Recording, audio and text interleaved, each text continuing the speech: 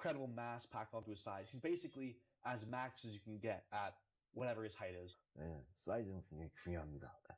Korean Hulk, you may be heavier, you may be stronger, but I'm willing to leave it all at the table. I'm coming to fight you. 일단 미래의 세계 챔피언인 어든 라렛과 경기하게 돼서 굉장히 기쁘고 저를 이 킹 오브 더 테이블이라는 너무 멋진 무대에 초대해 주셔서 너무 감사합니다. 멋진 연기를 합시다.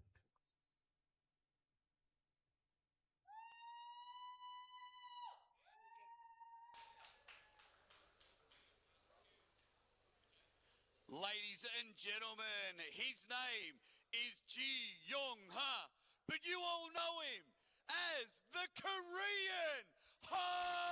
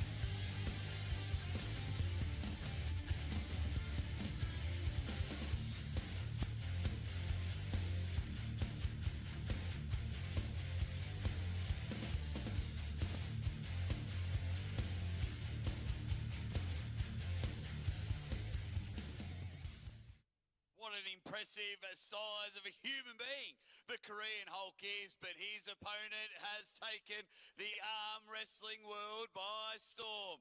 Ladies and gentlemen, introducing the prodigy, Auden Lara!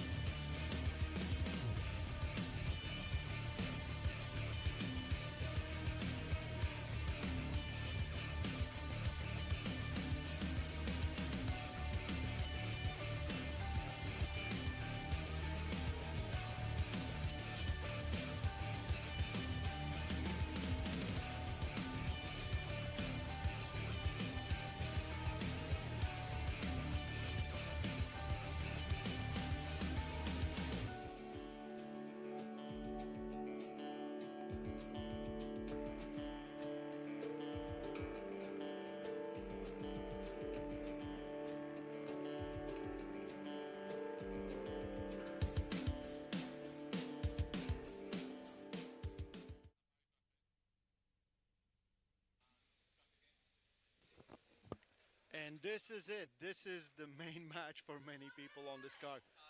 Auden Lara, Korean Hulk. What do you think of Auden's song? I thought both choices of entrance were perfect. Right? Oh, absolutely. Both this match has been probably the most talked about match on the card. Auden Lara and Korean Hulk. Absolutely. Look at the difference between these guys. Korean Hulk, much shorter. Auden Lara has to come down. Let's see how he will deal with this. Most likely this match will go to the strap and referee's grip. Yeah, 135 kilos Korean Hulk. I mean, I think he comes in at about 5'3", 5'4". He's not the tallest bloke in the world, but geez, he is just an animal. His build absolutely different. How much Auden weighed in? Do you remember? No, I wasn't there for maybe a little weigh-ins. over 100 kilos, something like that? Yeah, it would have been like that. I'm surprised Korean Hulk's not using the riser, to be fair. He is using riser. Well, he's oh wow, he is too. My apologies, Korean Hulk. You short son of a gun. But I tell you what, he's a part of the 500 kilo Referee's grip, waiting for the setup. Let's see how this goes. So Auden on your left, Korean Hulk on the right. Korean Hulk gets closed. You can see how much rise has, and Auden just absolutely dominates easily from the goal, takes over. We're seeing Korean Hulk talking with referee a little bit there, takes the loss 1-0, absolutely dominated by Auden Larratt. So you saw there, Korean just couldn't get anything around Auden's hand. You can see his happy parents there, Devon and Jody. But yeah, Auden has come prepared. Auden has come ready. And he now leads this one 1-0. As they now switch sides there and the rise happens. I think Korean Hulk probably just needs a higher riser. He just needs something. It's been a while since he's been in the arm wrestling game, Korean Hulk. So is that playing a massive factor already? He looks a bit concerned, but Auden just looks in cruise control at the moment. Good start for the prodigy. He loves it. 1-0. Korean Hulk just needs to get in form and just see. I mean, look at the size of his forearm and bicep there. He just needs to somehow remember how to engage it so he can hold Auden in the middle of the table. Yeah, this looks like a little bit right now. If he doesn't get engaged, like a big mismatch. We're expecting a real tough war, but not a lot of fighting for the grip from Korean Hulk. Not a lot of action at all, but let's see. Maybe he needs to warm up. Okay, absolutely completely different setup. Look where he sets up his leg on the...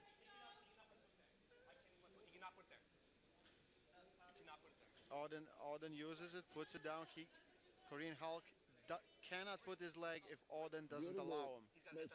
Yeah, so yeah, if you can't, we'll listen to him. The referees are explaining different setup. Korean Hulk believes he will drive very much sideways, backwards. Not sideways, but backwards. I apologize.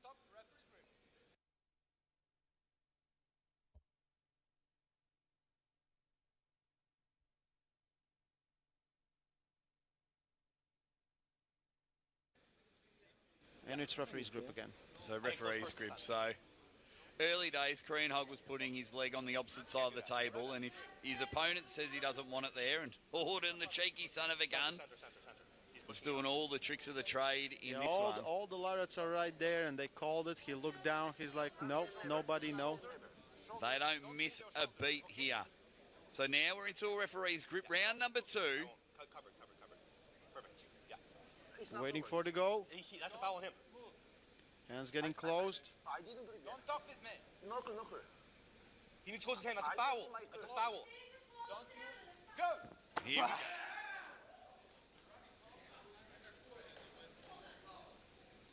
No, that's a foul. So Definitely. elbow foul on Korean Hulk. I wouldn't give it a coincidental. No, one foul and one foul to Hulk. If it's running foul, it's a pin.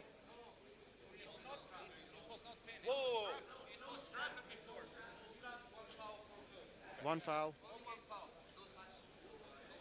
So one foul on Korean Hulk. Ji Young Ha not getting the start that he wants. Auden playing every tricks in the trade at the moment, but just looks to be in full control. Look at center. Look at center. Way more this way. Way more this way. Way more this way. So you can hear Jody yelling out the commands.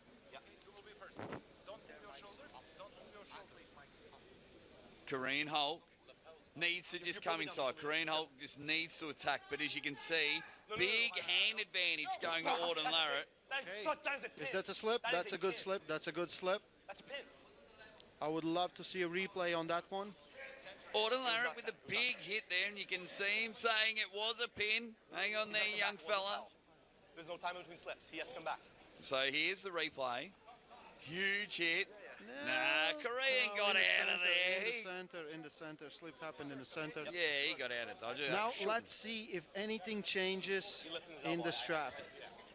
So Ray, if you're in Korean Hulk's corner right now. How are you telling him to get a grip? Because at the moment, Auden is getting everything in the middle of the table. Korean's not doing, he's just closing his hand, but his hand's much smaller than Auden.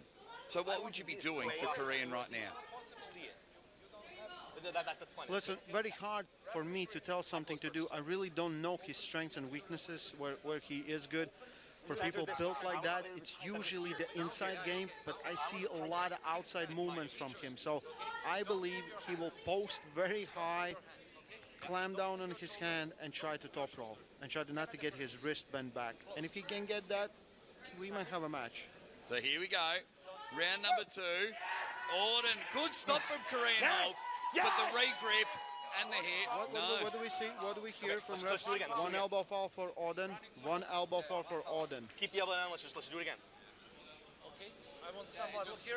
That was a nice stop there from Korean Hulk, but yeah, just showing the difference between someone that's been in the game recently and someone that hasn't, because the re-grip and the attack from Auden Larratt just showed some masterclass there. Don't move your shoulder. Devon was afraid this match would be a little bit too much. He's gonna come down. Showing He's gonna come composure down. and showing He's gotta come great, down. Do not let him great come arm down. wrestling. Don't move. Go. Gets a stop. Yes! He gets a pin. Bang! 2-0 Auden Larratt. Finally gets it in there. Korean Hulk getting a stop, but it wasn't enough. Auden Larratt dominating. Dominated last time versus Whisper. Many people thought this match might be a little bit too much for him, but no.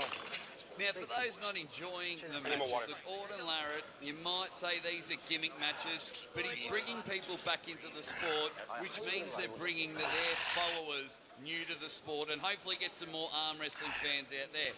And it's good to see the progression of Auden Larratt there. You can tell he is an arm wrestler. Just the adjustments he made in that last round No rush, to no climb, rush. to continue to hit, to put the pressure on that giant forearm that his man in the corner needs 2 hands to just even try and get a little bit in there. I won't rush him. I won't rush him.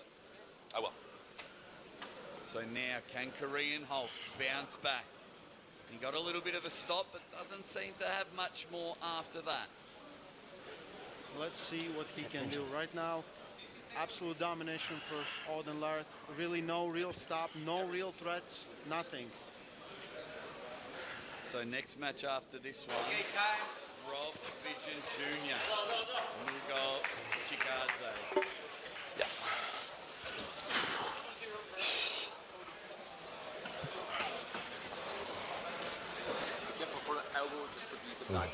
Okay, so back into the middle of the table now. If he closes his hand, we're out there. Correct. Shoulder.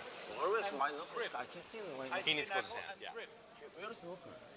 If he doesn't attempt to grip, that's a foul. Here is knuckle. Grip. When you grip, you watch. Keep it down. Keep it down. Yes, keep it down. He has to keep it down. He has to keep it down. Bit of shakiness there from Auden That's not a Larratt, problem with me. That's on him. making sure that he's studying the rules, He's got the tiring out the Korean Hulk. Like that. Okay, rotate. So now we're into it, round number 3. Auden So on my the knuckle, left, he's got to come down. Korean on the Look right. at that. Where is my knuckle? Where is my knuckle? He has to come. He has to come down. He has to come down. He has to come. Wait. Look. He's not. Like you can't even see my knuckle. Shoulder. Stop. Referee's grip. So into a referee's grip. Auden not happy with the setup. Well, Yeah, same. I always ask like, well, I never have like this. Sometimes it's impossible. All right, Korean putting in his final command as we get into it. Waiting for the go. Round number 3. Referee's grip. Auden showing some dominance at the moment. Korean Hulk with just a little stop, but not much more than that. You're seeing right in front of you. That's why we call Auden the prodigy. You're seeing an arm wrestler develop in front of us.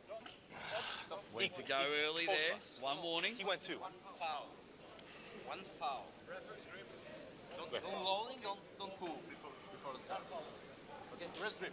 Take it. Don't pull me down so much. Okay. I won't fight you there. Okay. Yes. I'll come deeper. I'll come deeper. Yeah. Yeah, but go Liking the down. cheekiness here There. from Auden. Is that better?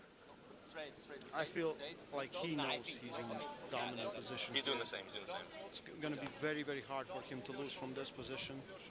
Korean Hulk is looking not good, not comfortable, and getting exhausted. Yeah. So round 3, here we go. That is him early. Even That is now, not coincidental. He went under. He went under. I did not. He went. Sometimes, believe me, it's coincidental foul, no foul. Okay, same time. He could be 20 more times. So coincidental foul. Order not happy with the call. Closing his hand. Hang on there, Troll. He won. foul. It's all referees and all the tricks of the trade. Korean Hulk just needs to get riser, to be fair. He is using riser. Well, he's oh well, he is too. You can see how much rise has, and Alden just absolutely dominates easily from the go, takes over.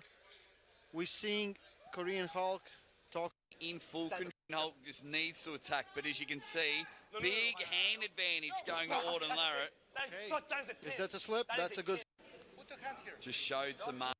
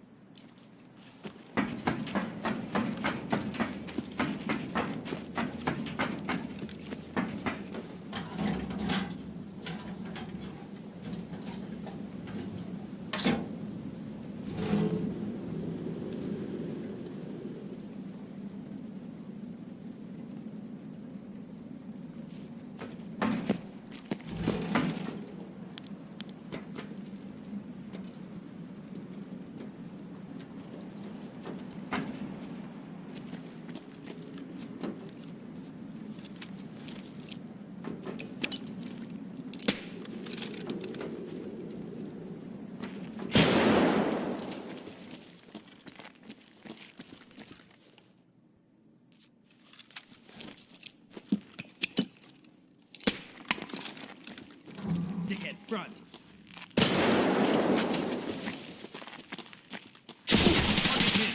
Shit!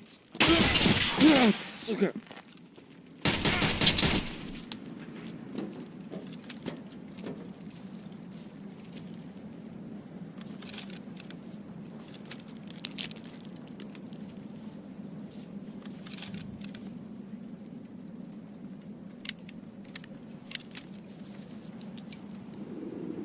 Okay.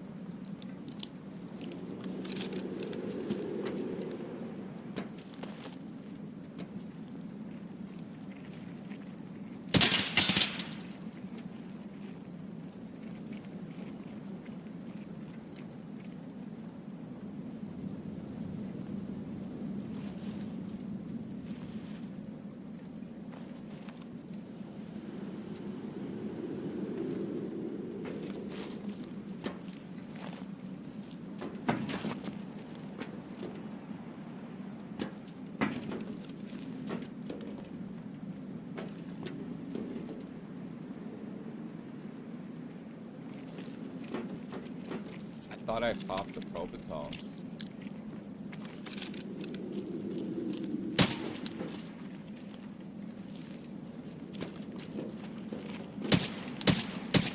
What?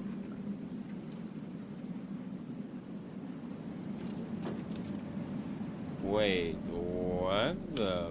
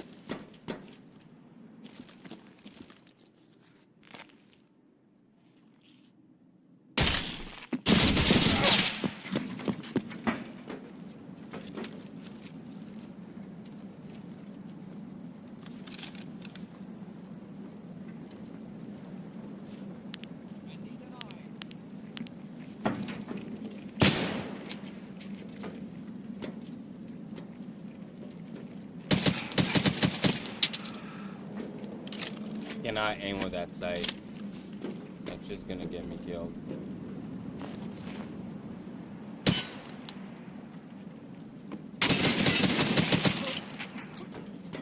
Yeah, aim. Now I fried his armor and I needed it, like...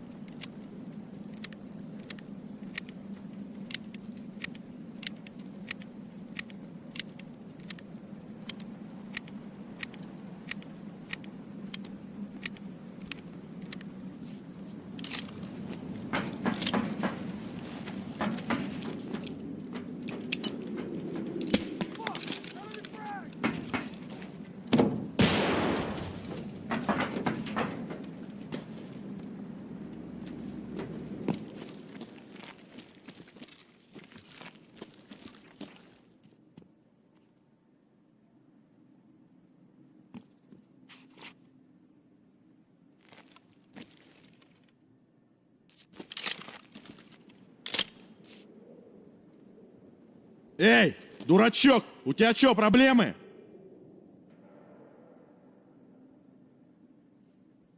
I don't know, ask later.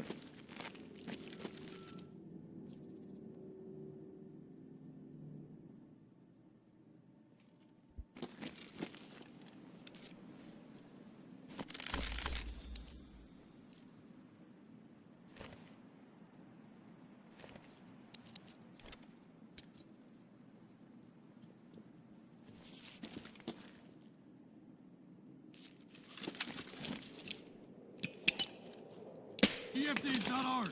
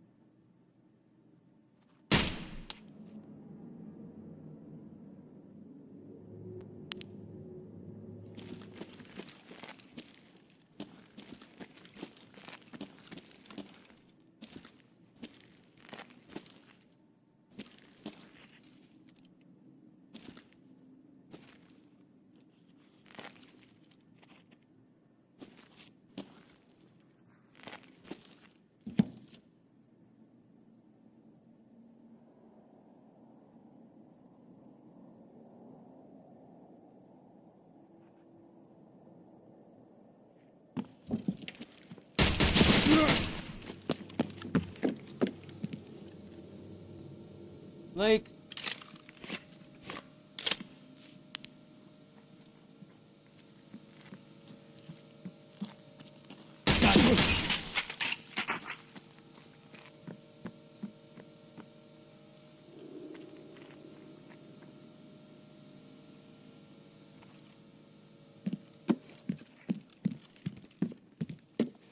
Like, bro, I don't get it.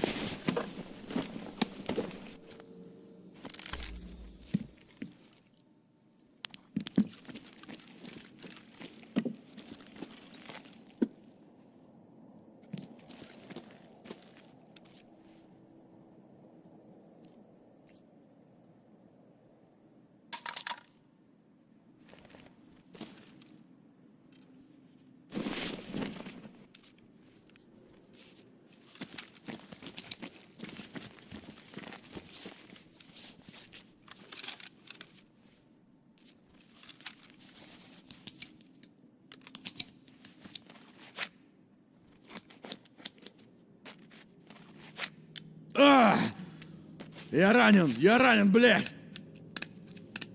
А, блядь, попало, сука! I caught a hit!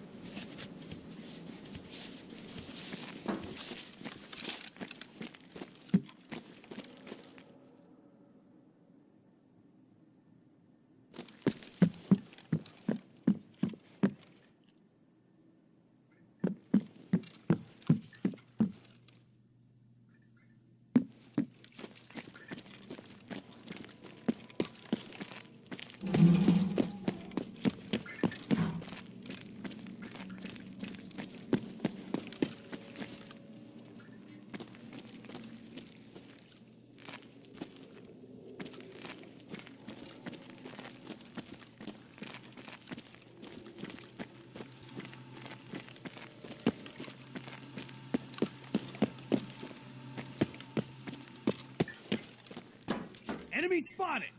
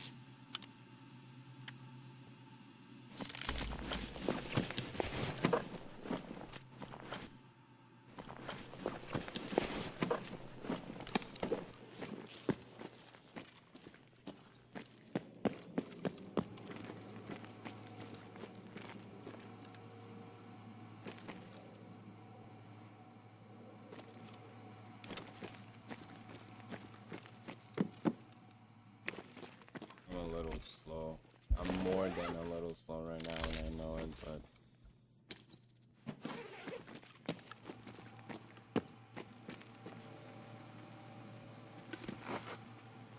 it is what it is.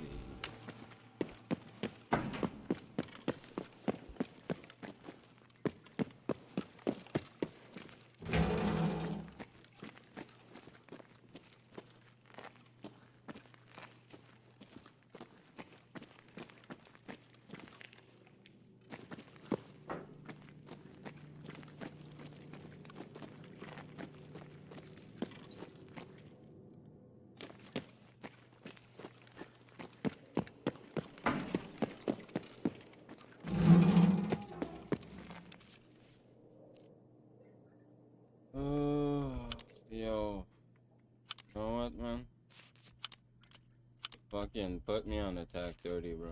I feel like at this point, like, it cannot be worse. So,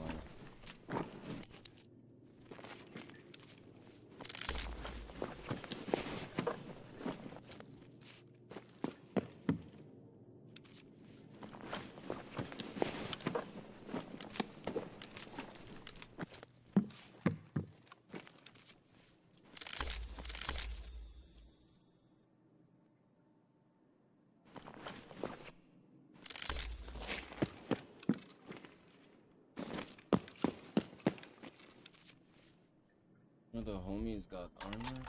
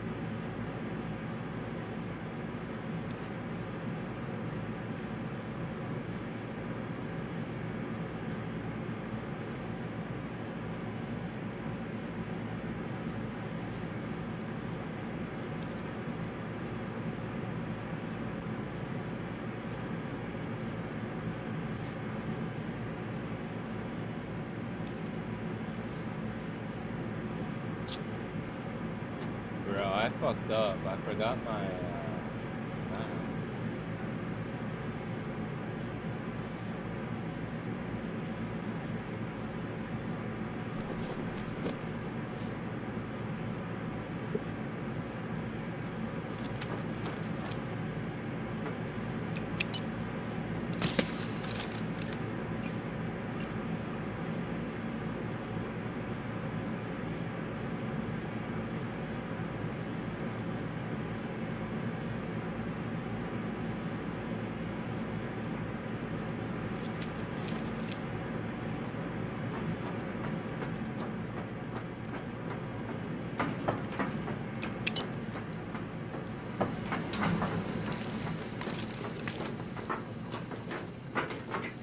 Target spot.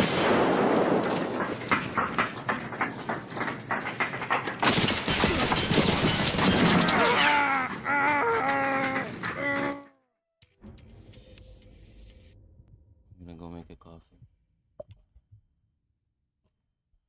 I'm gonna kill myself before. I can't.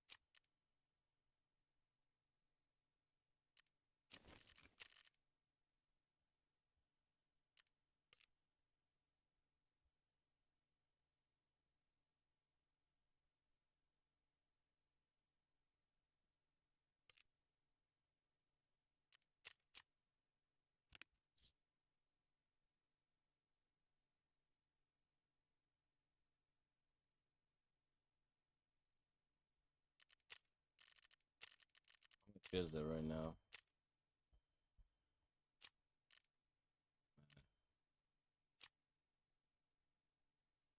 Oosh.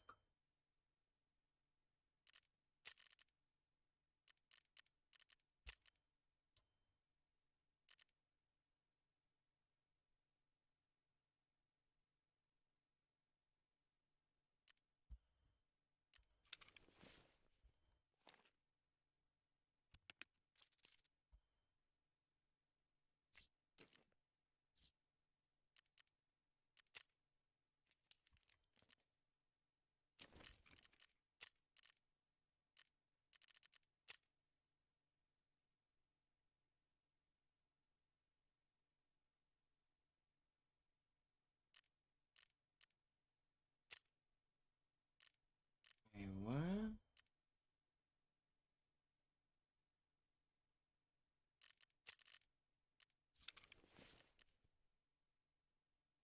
Ain't no way, boy.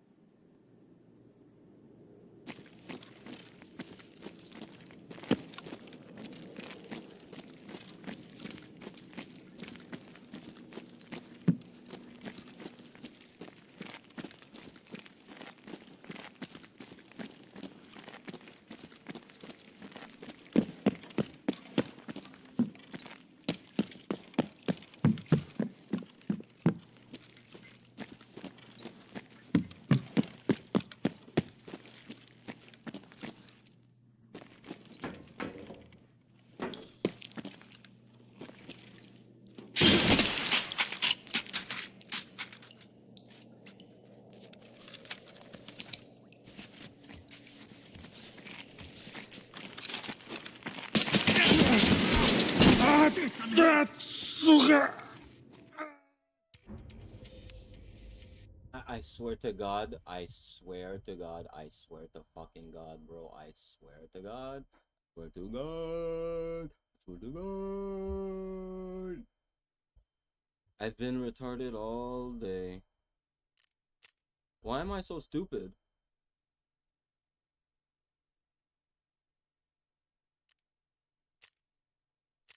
Talk to me. Why am I so stupid? I knew my gun was low. I fucking knew it.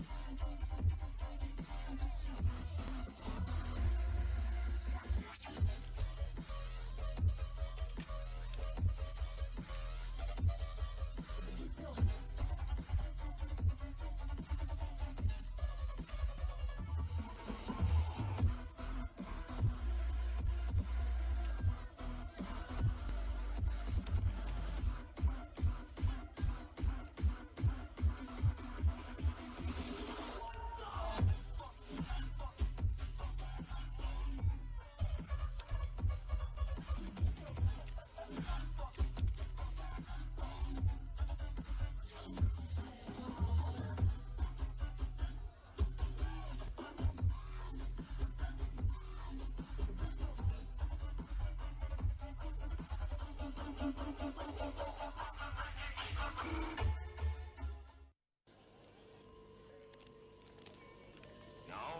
we must be ready for a new danger.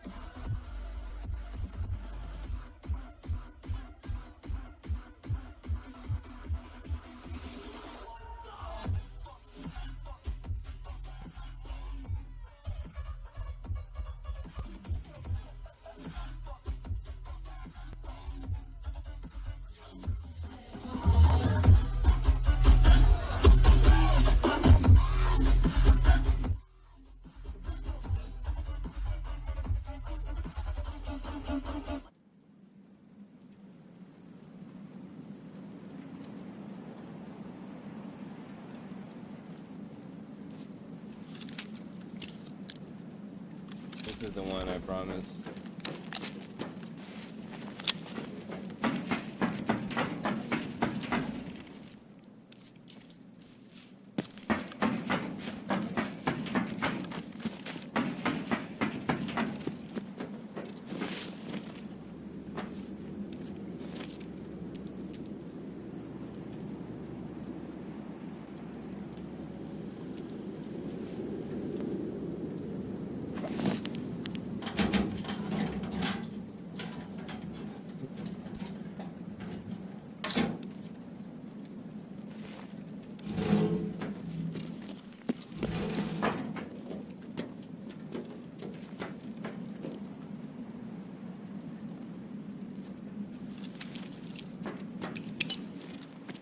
EMP's not out!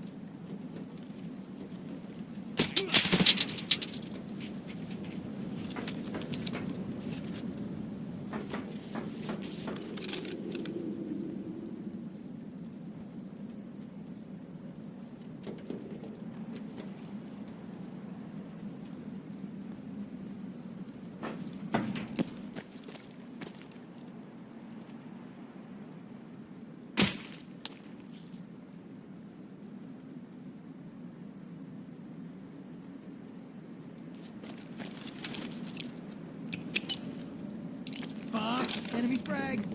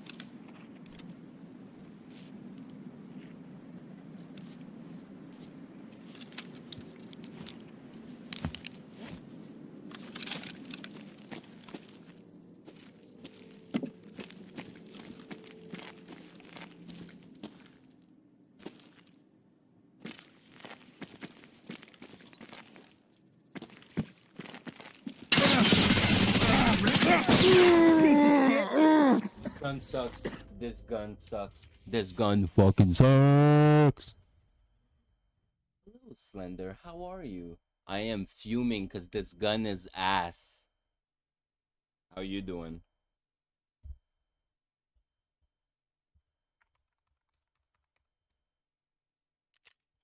Why did I trust this gun?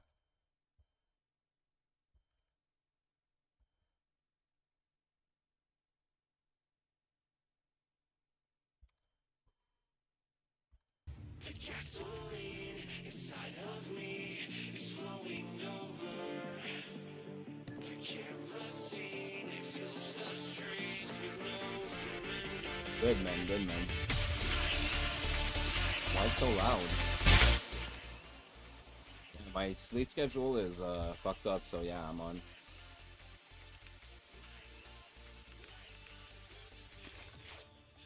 I have my surgery in 2 days, so I'm just gonna try to game as much as I can.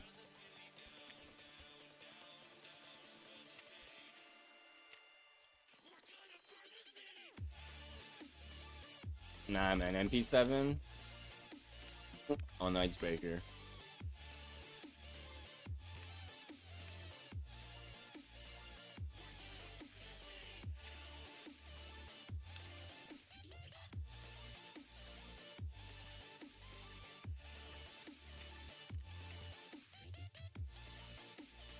I'm gonna go HK and I'll be fine.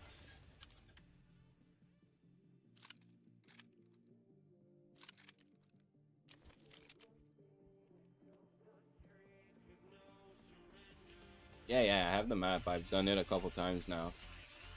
I just died right now because I had the MP7. I never used this gun. And I was like, oh, it has APSX. Let me mess around, you know? It's bad. Horrible. Never again.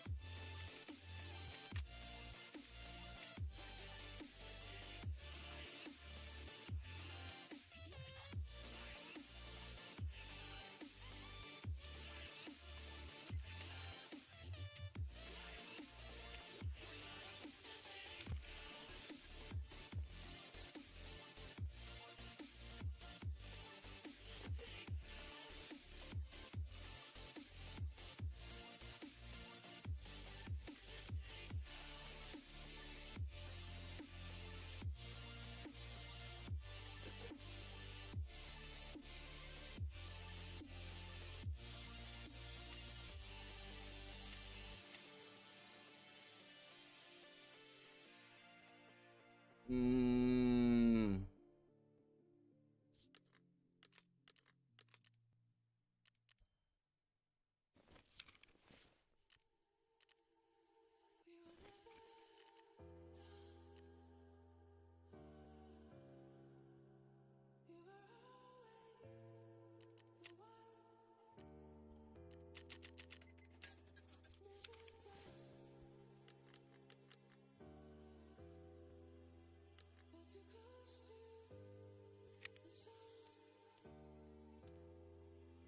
Nice, I have not really played that much. I'm going to unlock it when I get some time off work. Oh, you got a job now?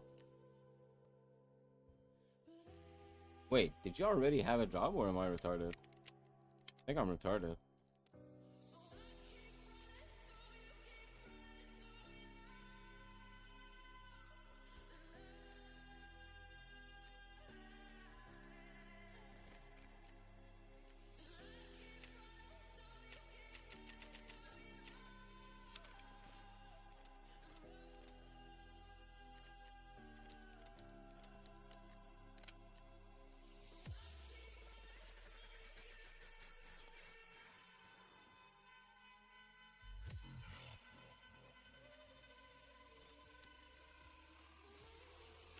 Oh, you started 2 days ago? Alright. Nice.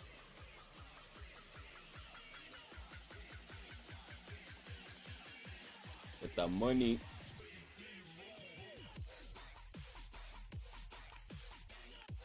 I bought a new, I'm building a new PC right now. I think I told you. In 10 days about, it's gonna be, all the parts are gonna be here.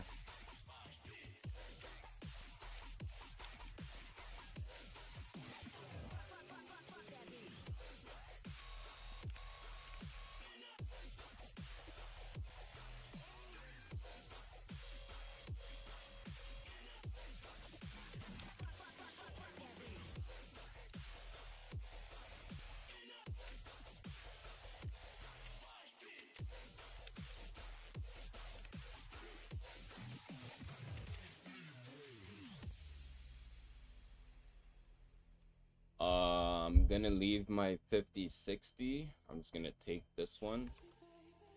I'm putting in this M.2.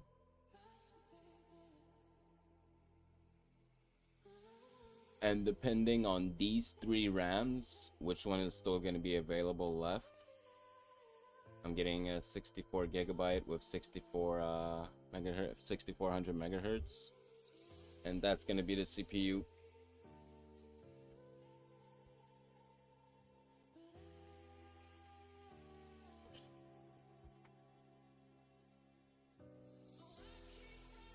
This is the best CPU on the market right now.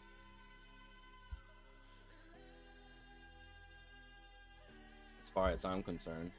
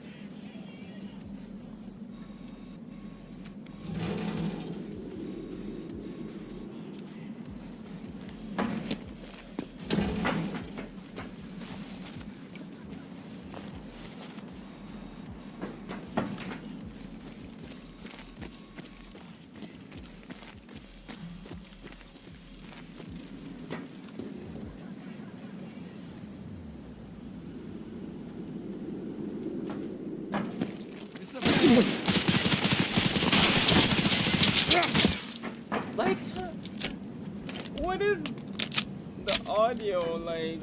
Hello?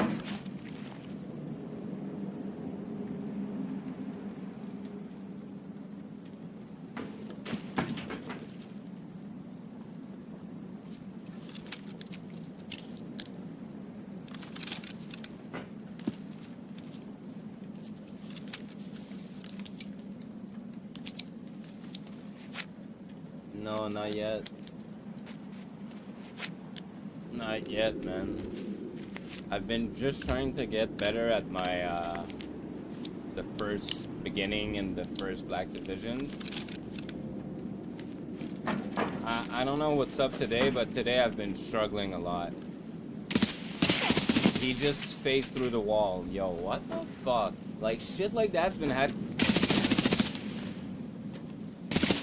Yeah, I'm a little fucked up over here. You see, like, I thought he was dead.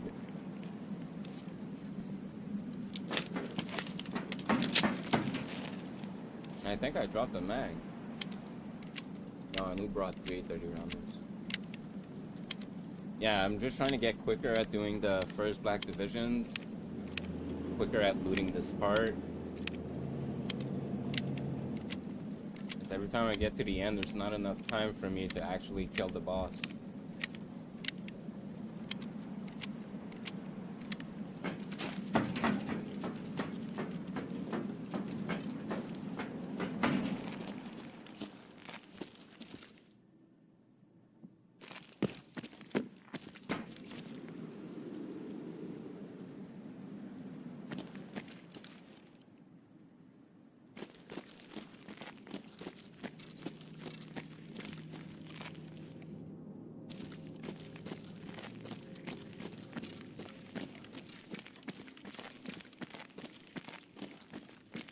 Where did he go, this one?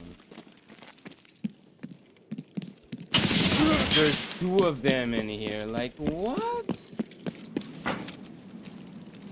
See what I mean? Like, just some stupid shit like that. Are you efficient at playing engine room? Yeah. I know how to do it good now.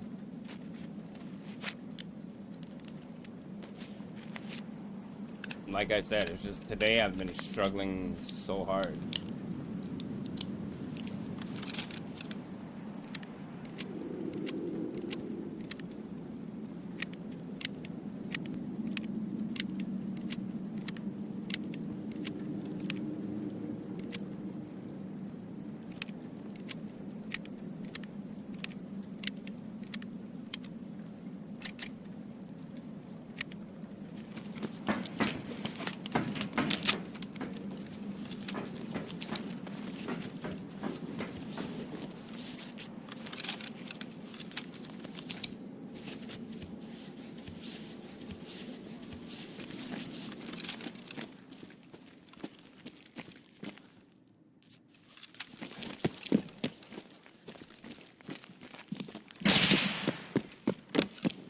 What is the timing?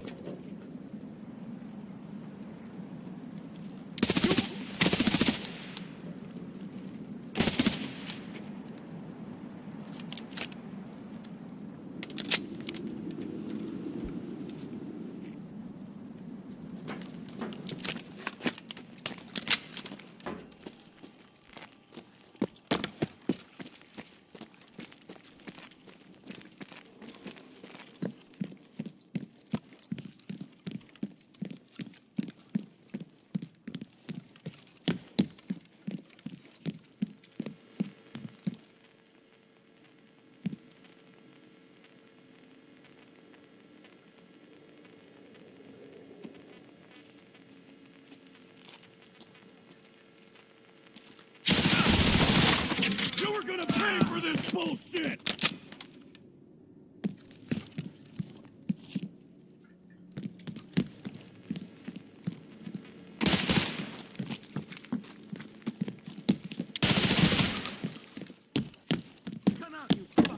They're just fucking teleporting, bro. Like, Ah, shit.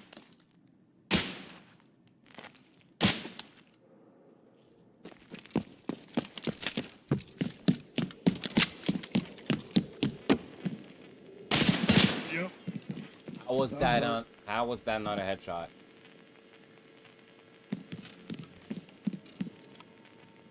Like, I don't get it. I seriously don't get it.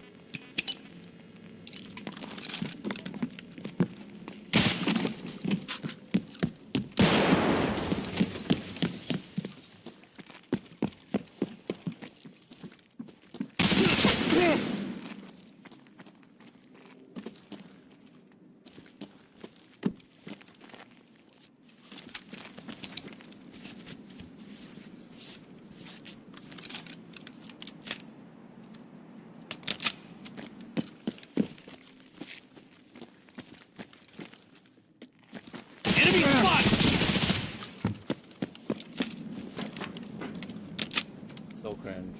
So cringe. So cringe.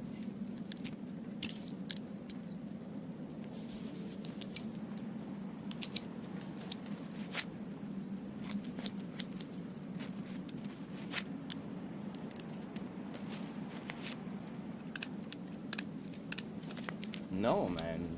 Nothing.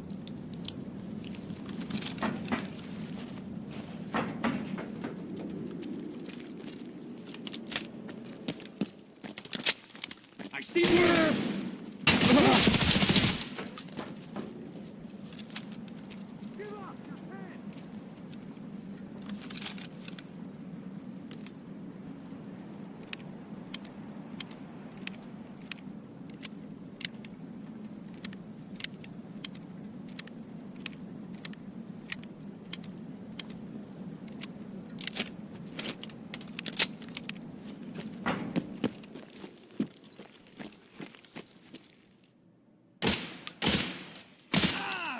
This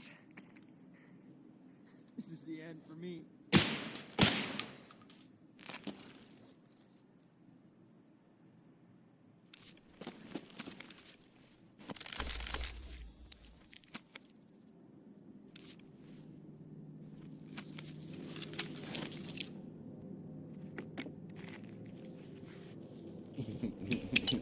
For real. Fuck! Enemy frag!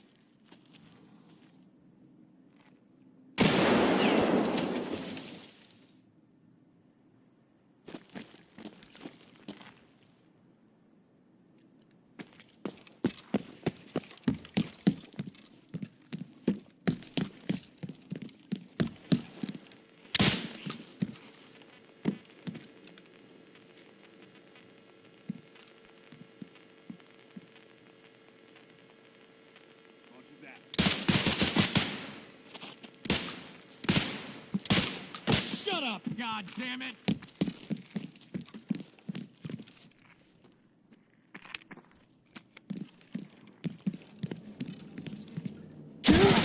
I'm blind. I'm blind. I'm blind. I'm blind. I'm blind. I see you! I'm blind. I'm blind. I'm blind. That was my fault. That was my fault. I have to say that was my fault. I was ADS.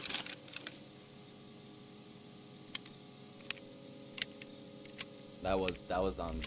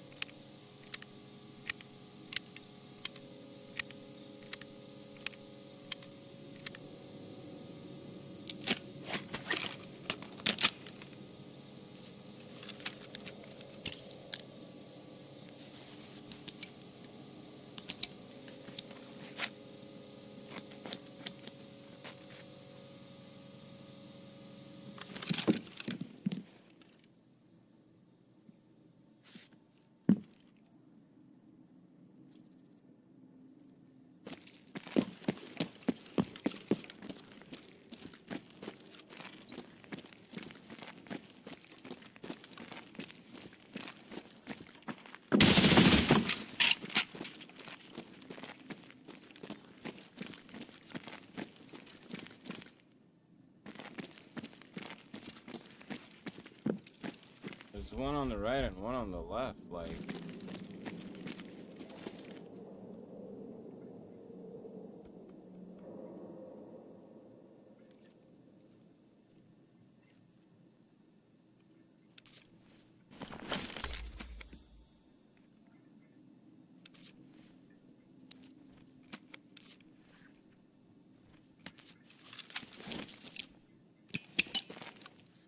Fuck! Enemy frag! Fuck! I'm fucking hit.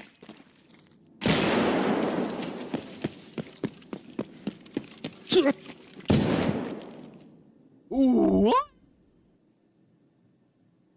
What?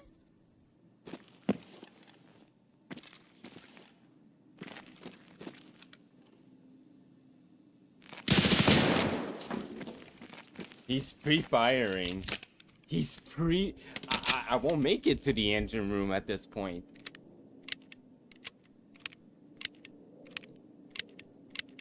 Why are they so cracked right now?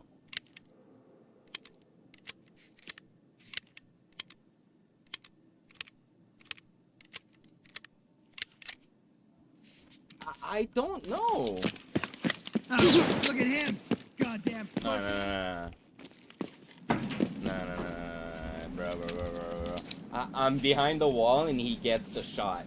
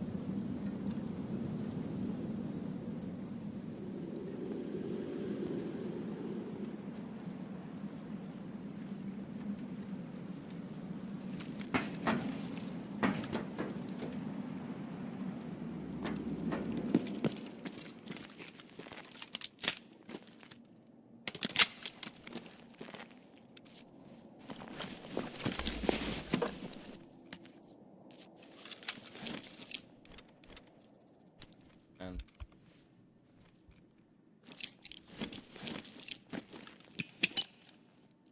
Fuck! Enemy frag!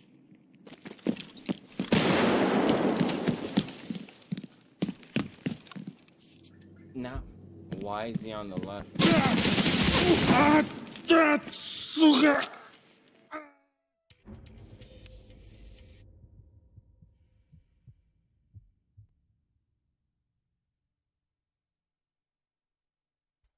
Okay. Reset. I gotta reset my mental right now. I gotta reset my mental.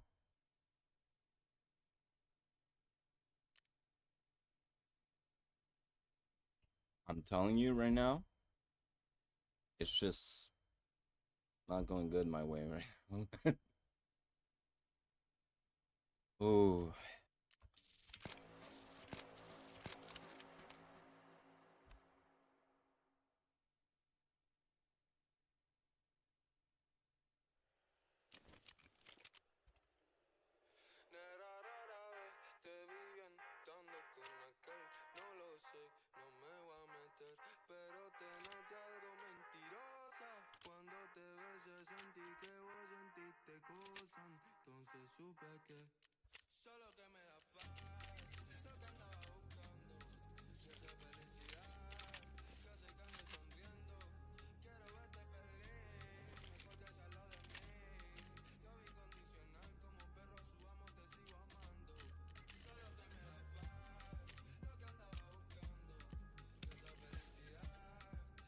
I don't know. I didn't check. I don't want to check.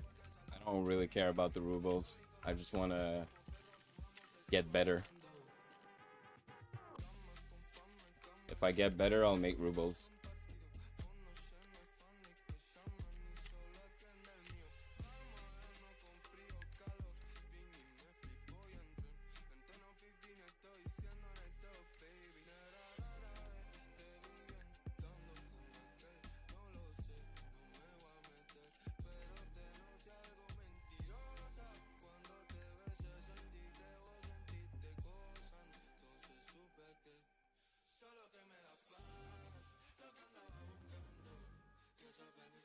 This is how I see it.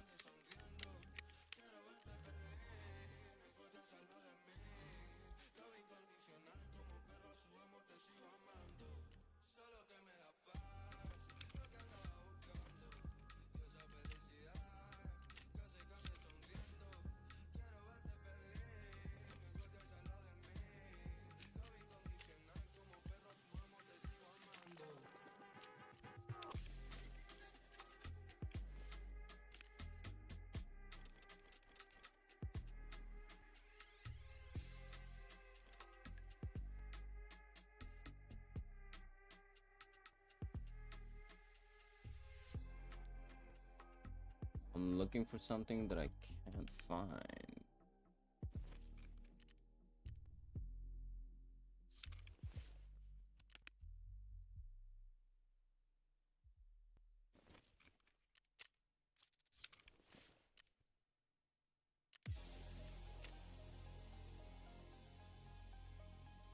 Have to see if I have a filter in my head out too. Like, ugh.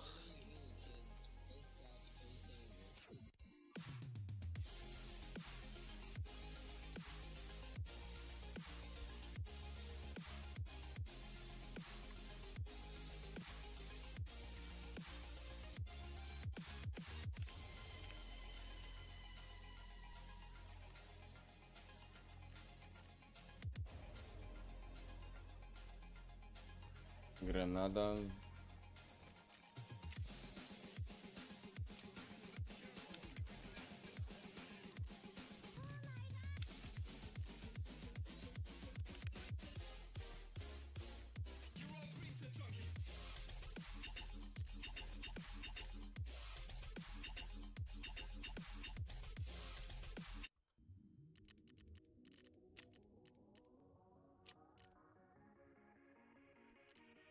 What is smoke's good for an icebreaker? The boss and the engine room. I'll show you if I can fucking lock in for a second.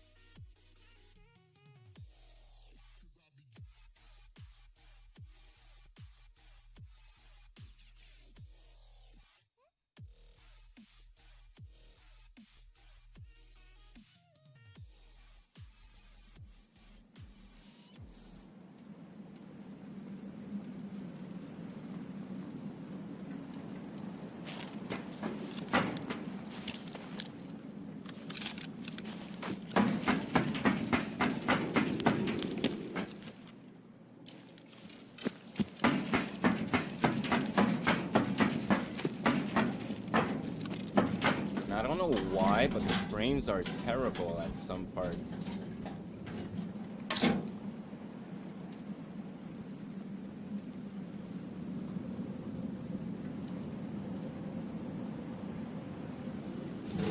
Like, I should not be getting 79 frames here.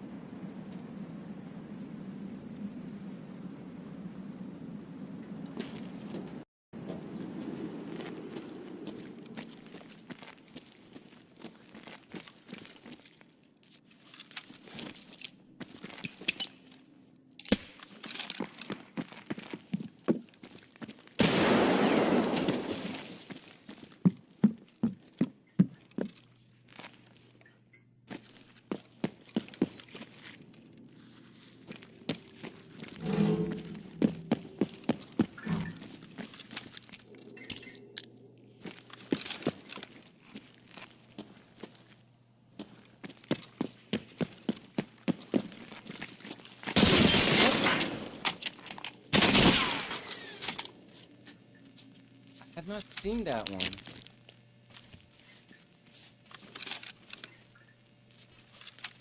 Saw the other one, but not the.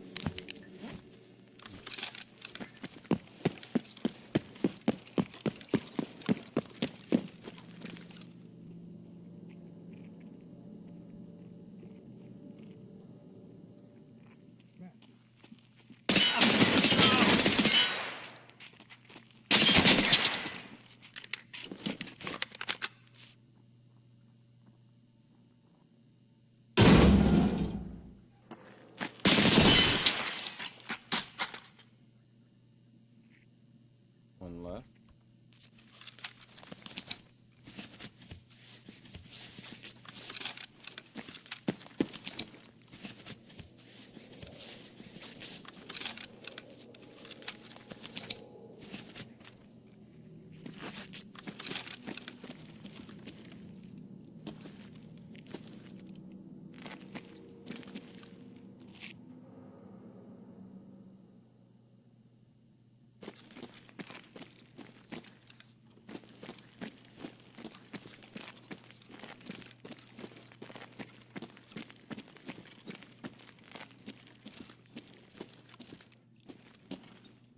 Done.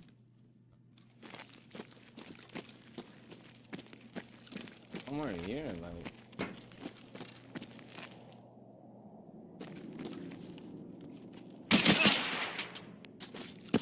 There you go. Oh, okay. You have a bag for me?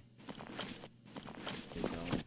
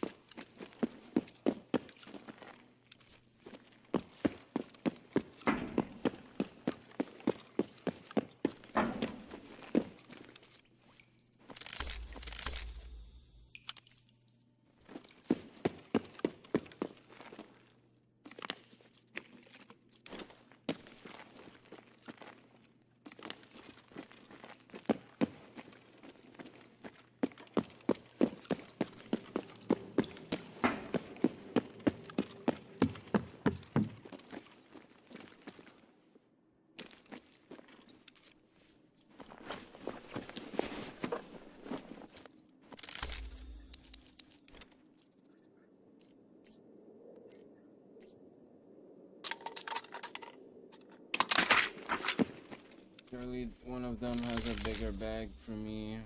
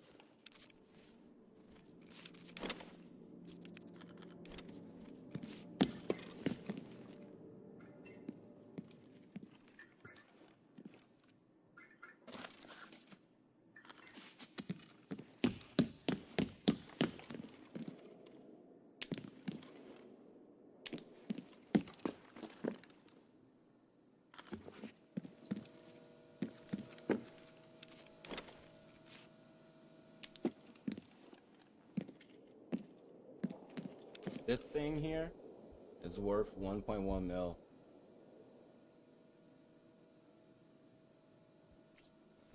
When you sell it to therapists.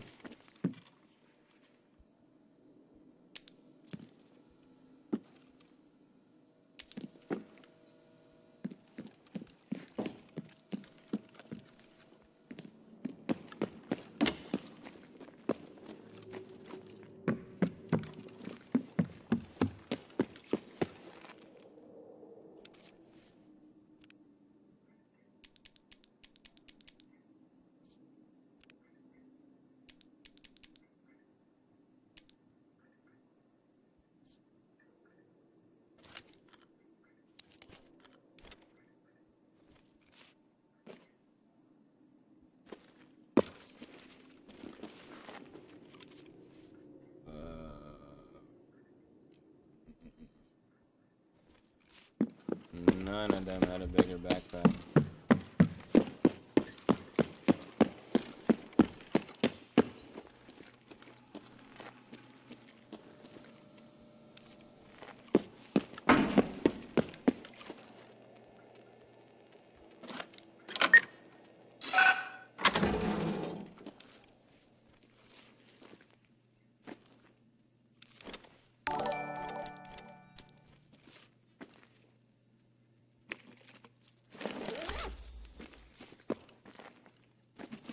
I have to go to the kitchen.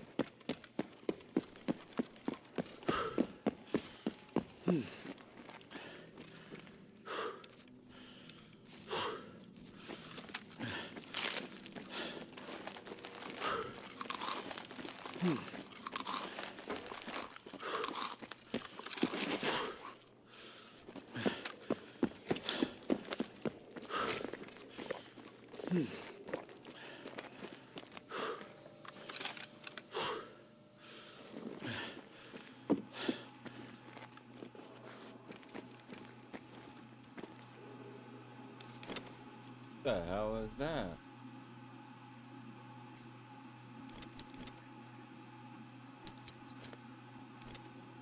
Huh.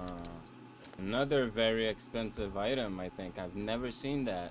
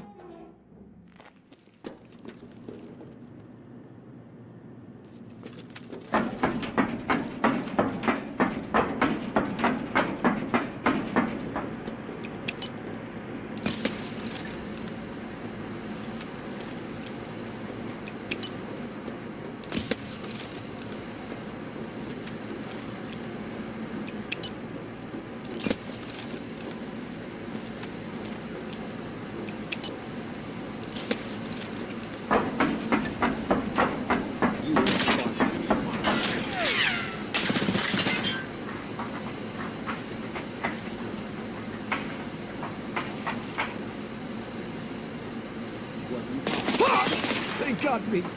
Good. Catching up.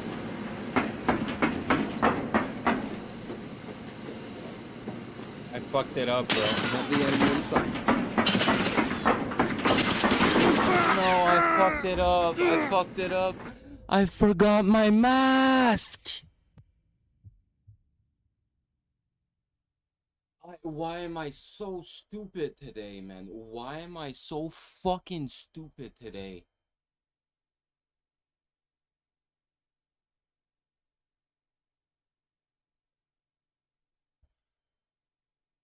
When you have your mask, you can see through the smoke. You can see the silhouettes.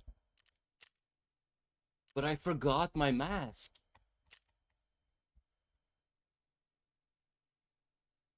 Oh my god, man.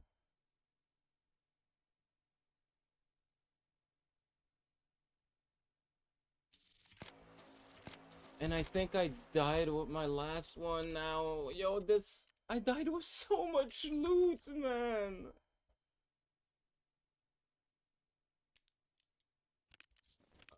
So depressing.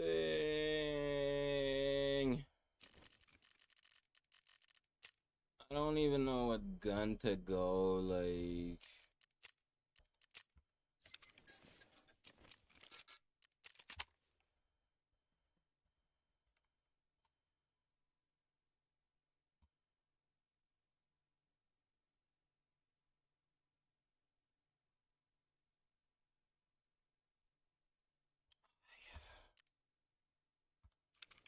Can I build a gun? Can I do something? Or you're gonna give me an error again?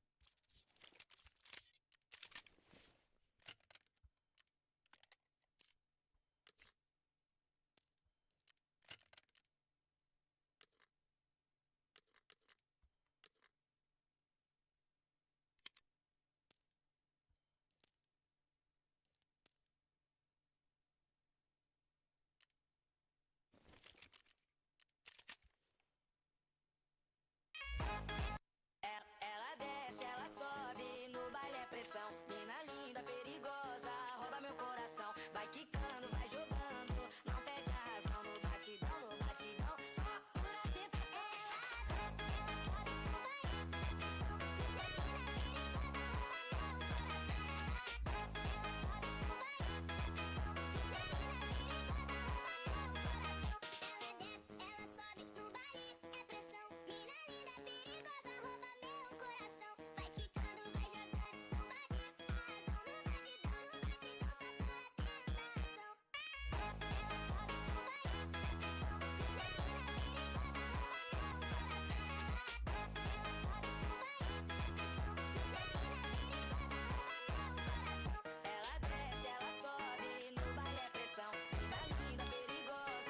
Yep, I'm out of masks.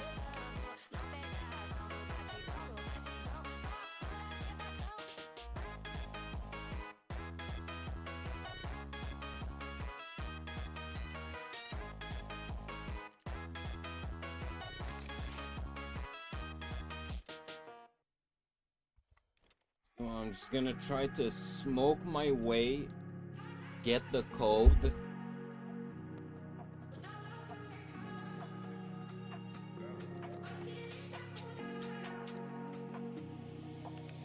Go in the room below, kill them from there, get a mask from them.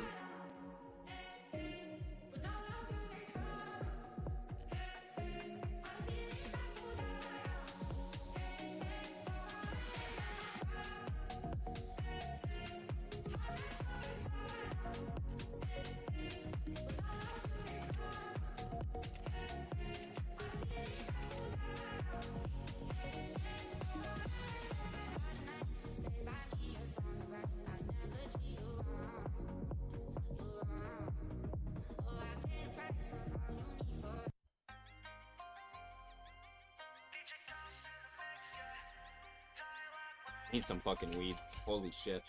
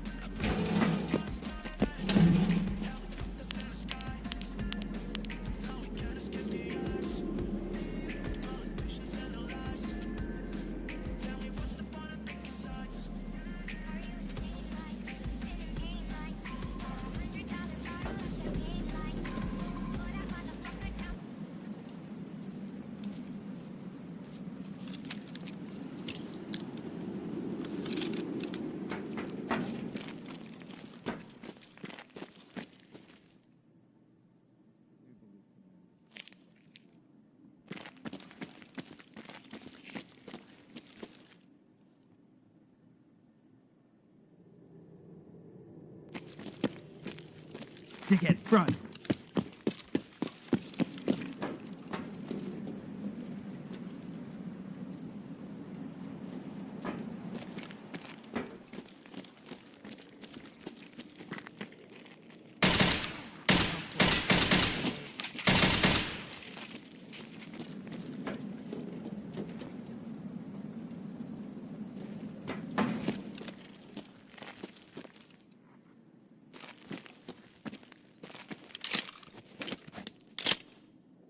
There's one right. Whoa.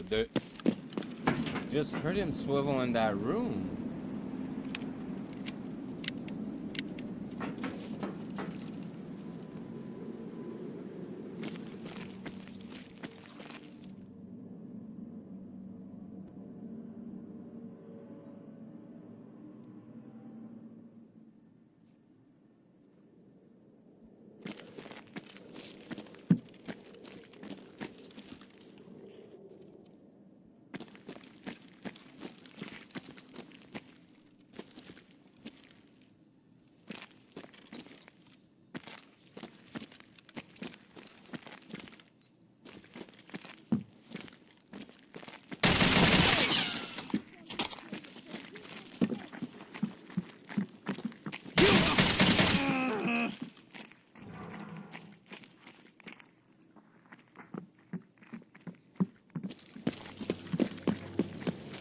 No! Why am I prone? Why do you tank so many headshots to that face? Why? Why? Why?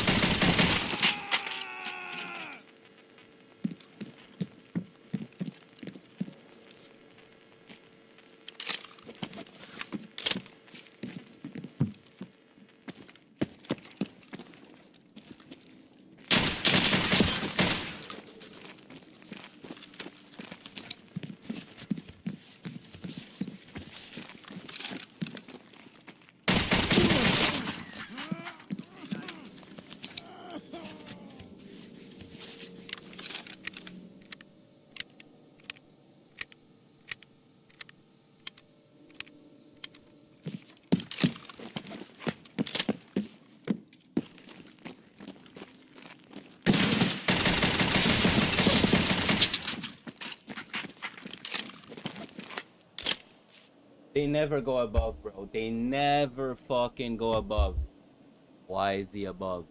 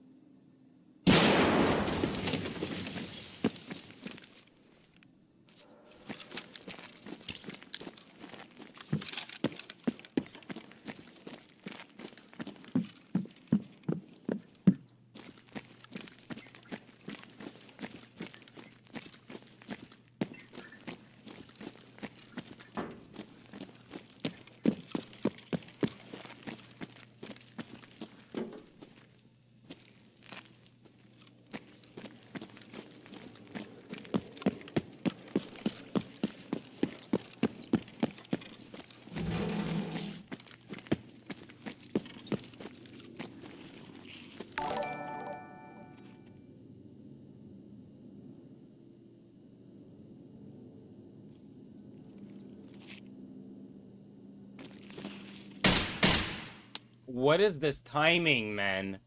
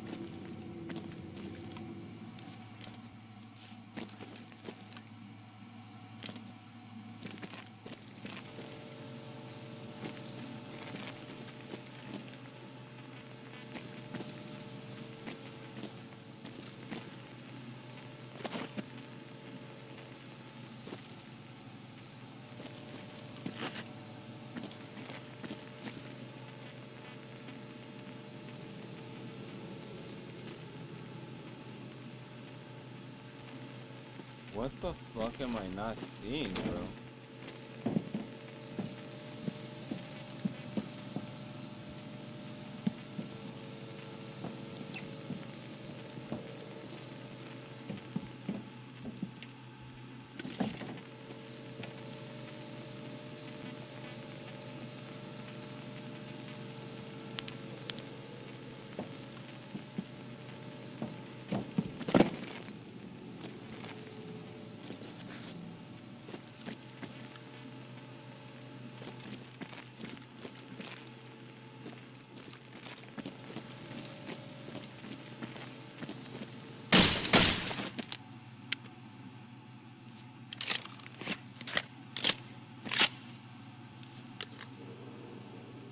I don't get it.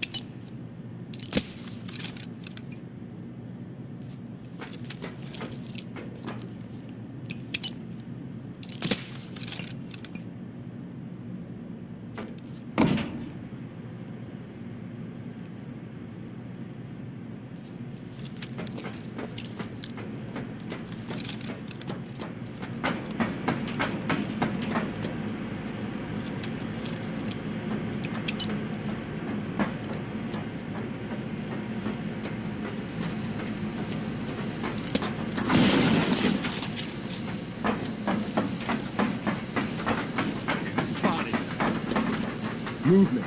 Enemy spotted.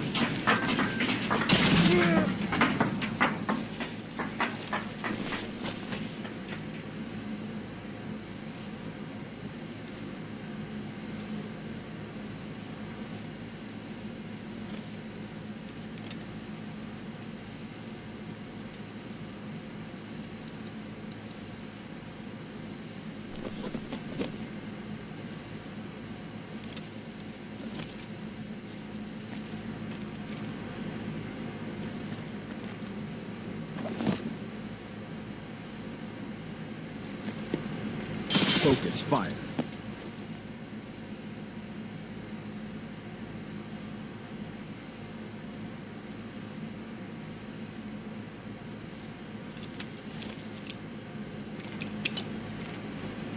Target on 12, confirmed.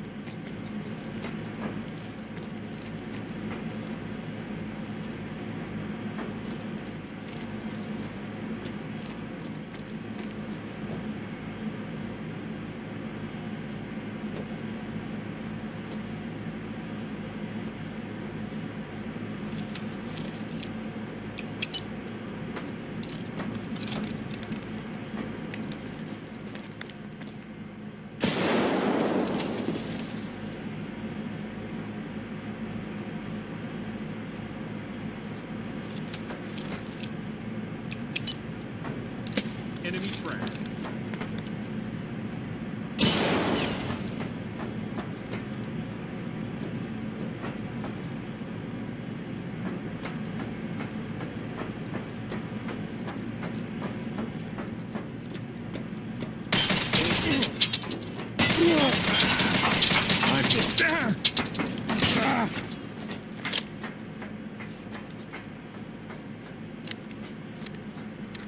We're done. I didn't stop the peek because I thought I got him in the face the first shot.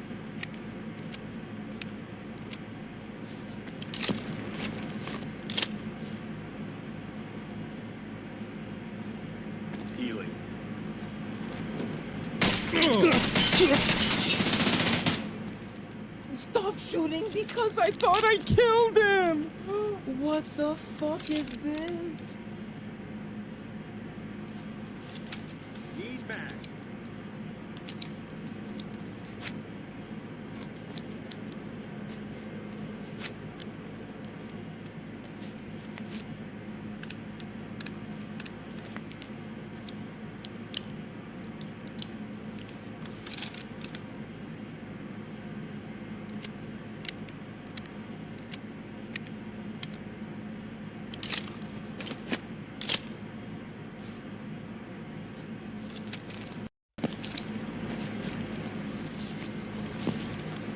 Target sighted.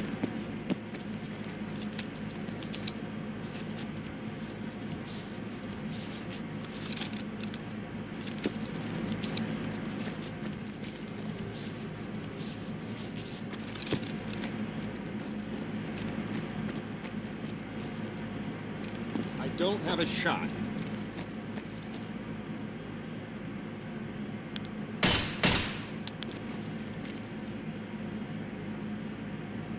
Are we for real?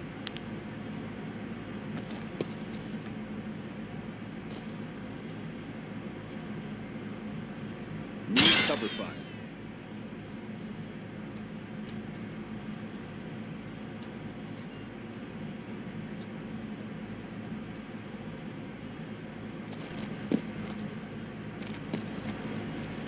Enemy sighted.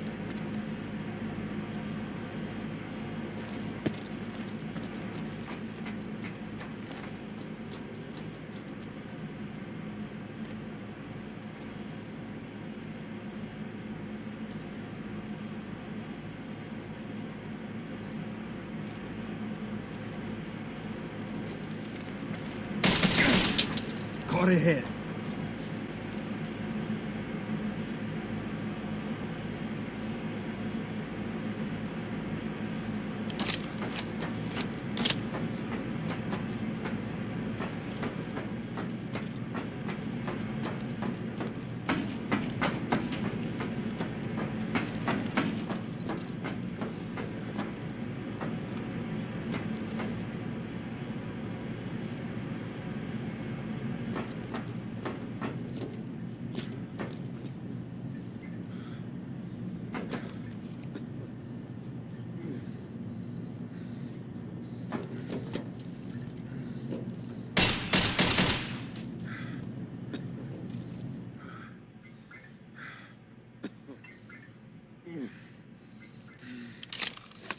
Так, gotta reload.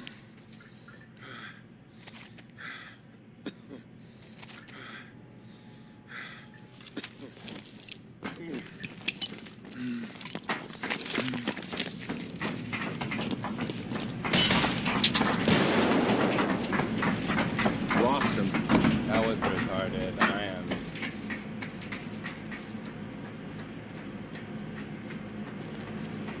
Got him. In the spot.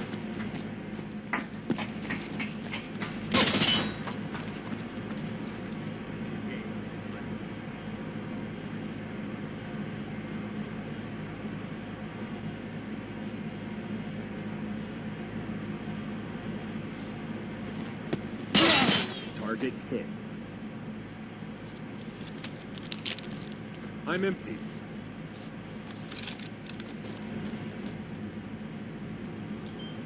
Stay sharp. Report any movement.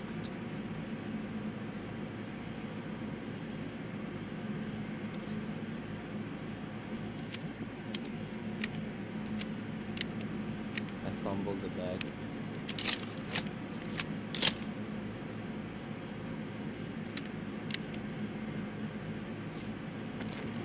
I have an enemy in sight. Cover me.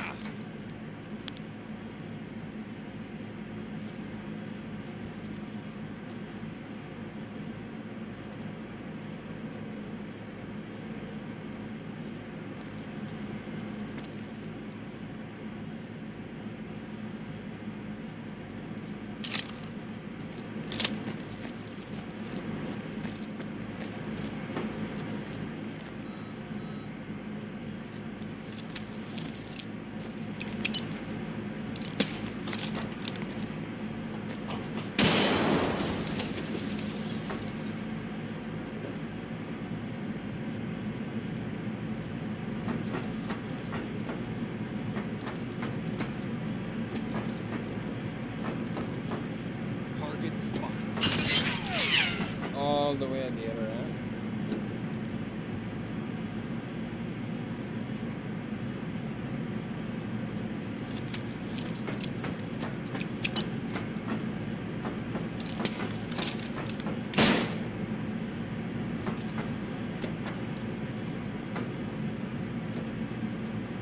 I can't ADS.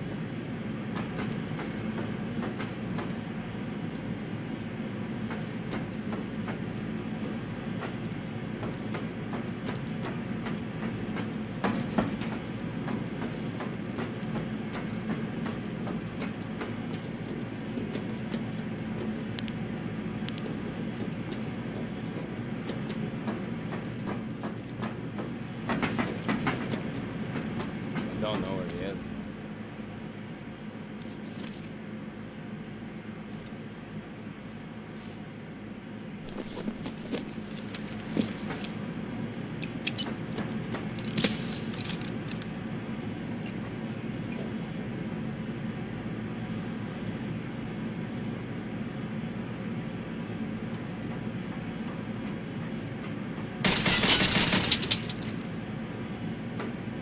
I have the enemy in sight.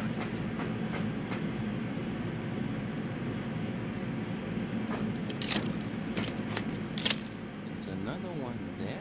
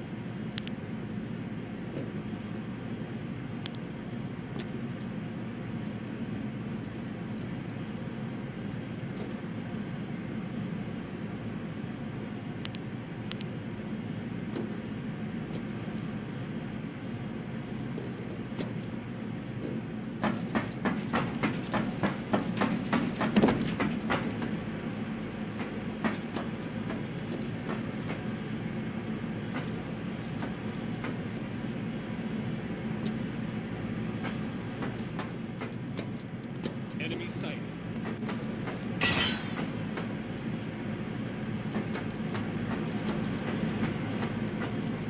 Stick to the plan. Morphine.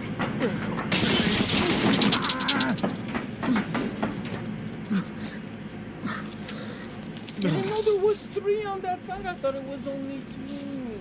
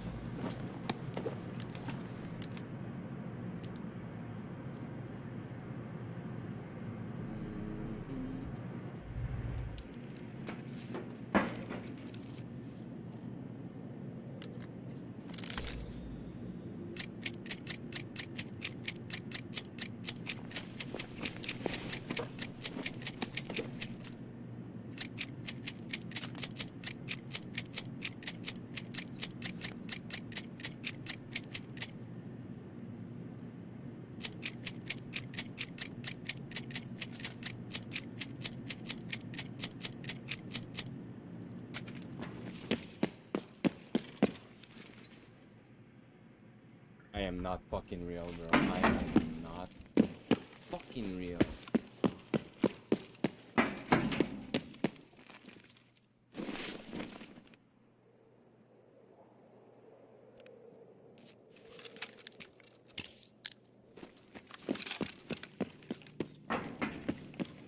Bro, I forgot the fucking flare.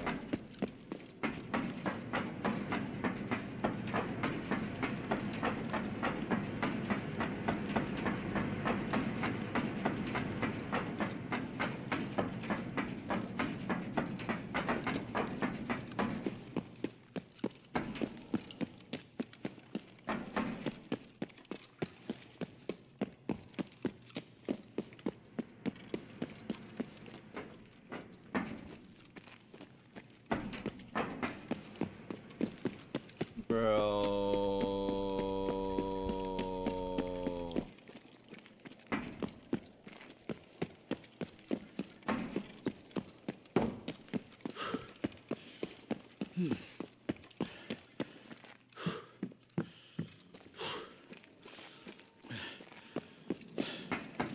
Enemy sight.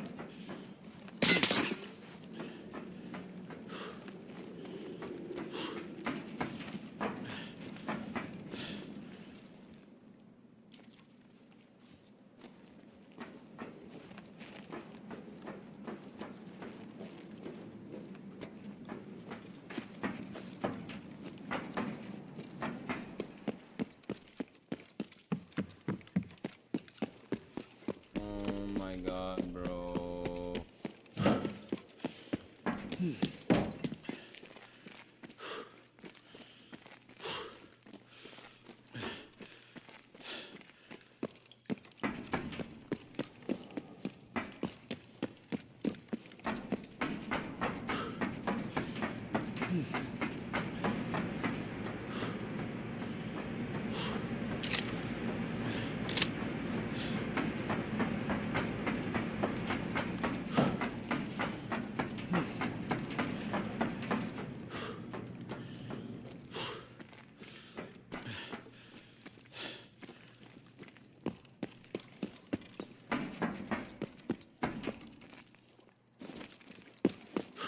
I have a target.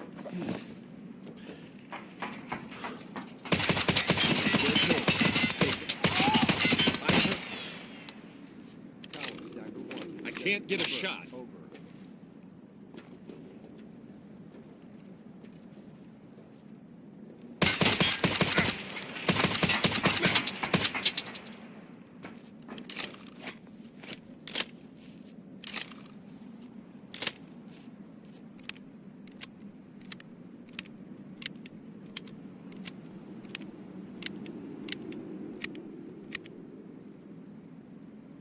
Eyes open. Stay ready.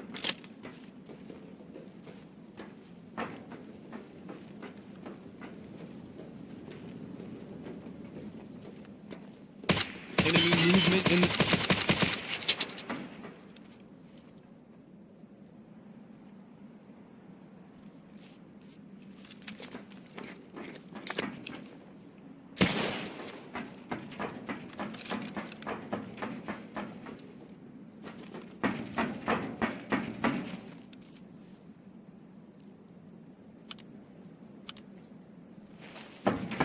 Don't got a match for me.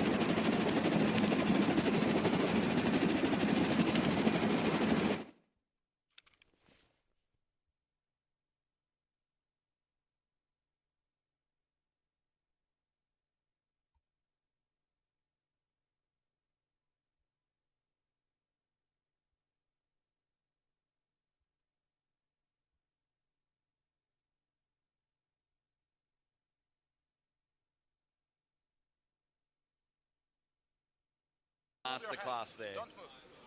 Don't move your shoulder. Devon was afraid this match would be a little bit too much. He's got to come down. Showing He's got to come in. composure and showing He's got to come great, down. Do not let him great come arm down. wrestling. Don't move. Go! Gets a stop. Yes! He gets the pin. Bang! 2-0 Auden Larratt. Finally gets it in there. Korean Hulk getting a stop, but it wasn't enough. Auden Larratt dominating. Dominated last time versus Whisper. Many people thought this match might be a little bit too much for him, but no.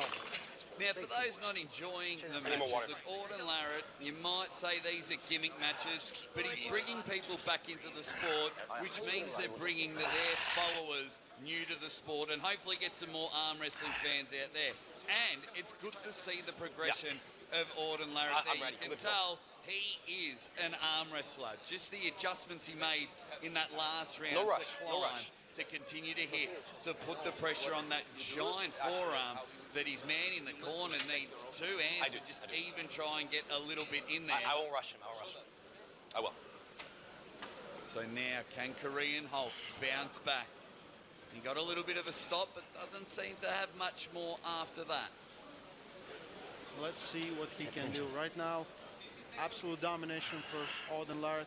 Really no real stop, no real threats, nothing. So next match after this one, Rob Vision Jr. Mughal Chikadze. Yeah.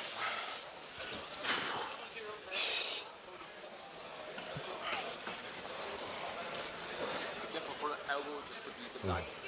Okay, so back into the middle of the table now. If he closes his hand, we're going to go there. Correct. Shoulder.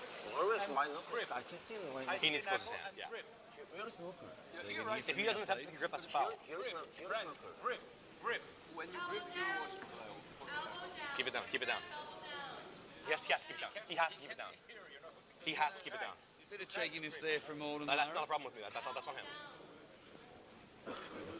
Making sure that he's studying the rules, he's got the tiring out the Korean Hulk.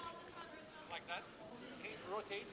Rotate. So now we're into it, round number 3. Auden So on my the knuckle, left, he's got to come down. Korean on the Look right. at that. Where is my knuckle? Where is my knuckle? He has to come. He has to come down. He has to come down. He has to come. Wait. Look. He's not. Like you can't even see my knuckle. Shoulder. Shoulder. Stop. Referee's grip.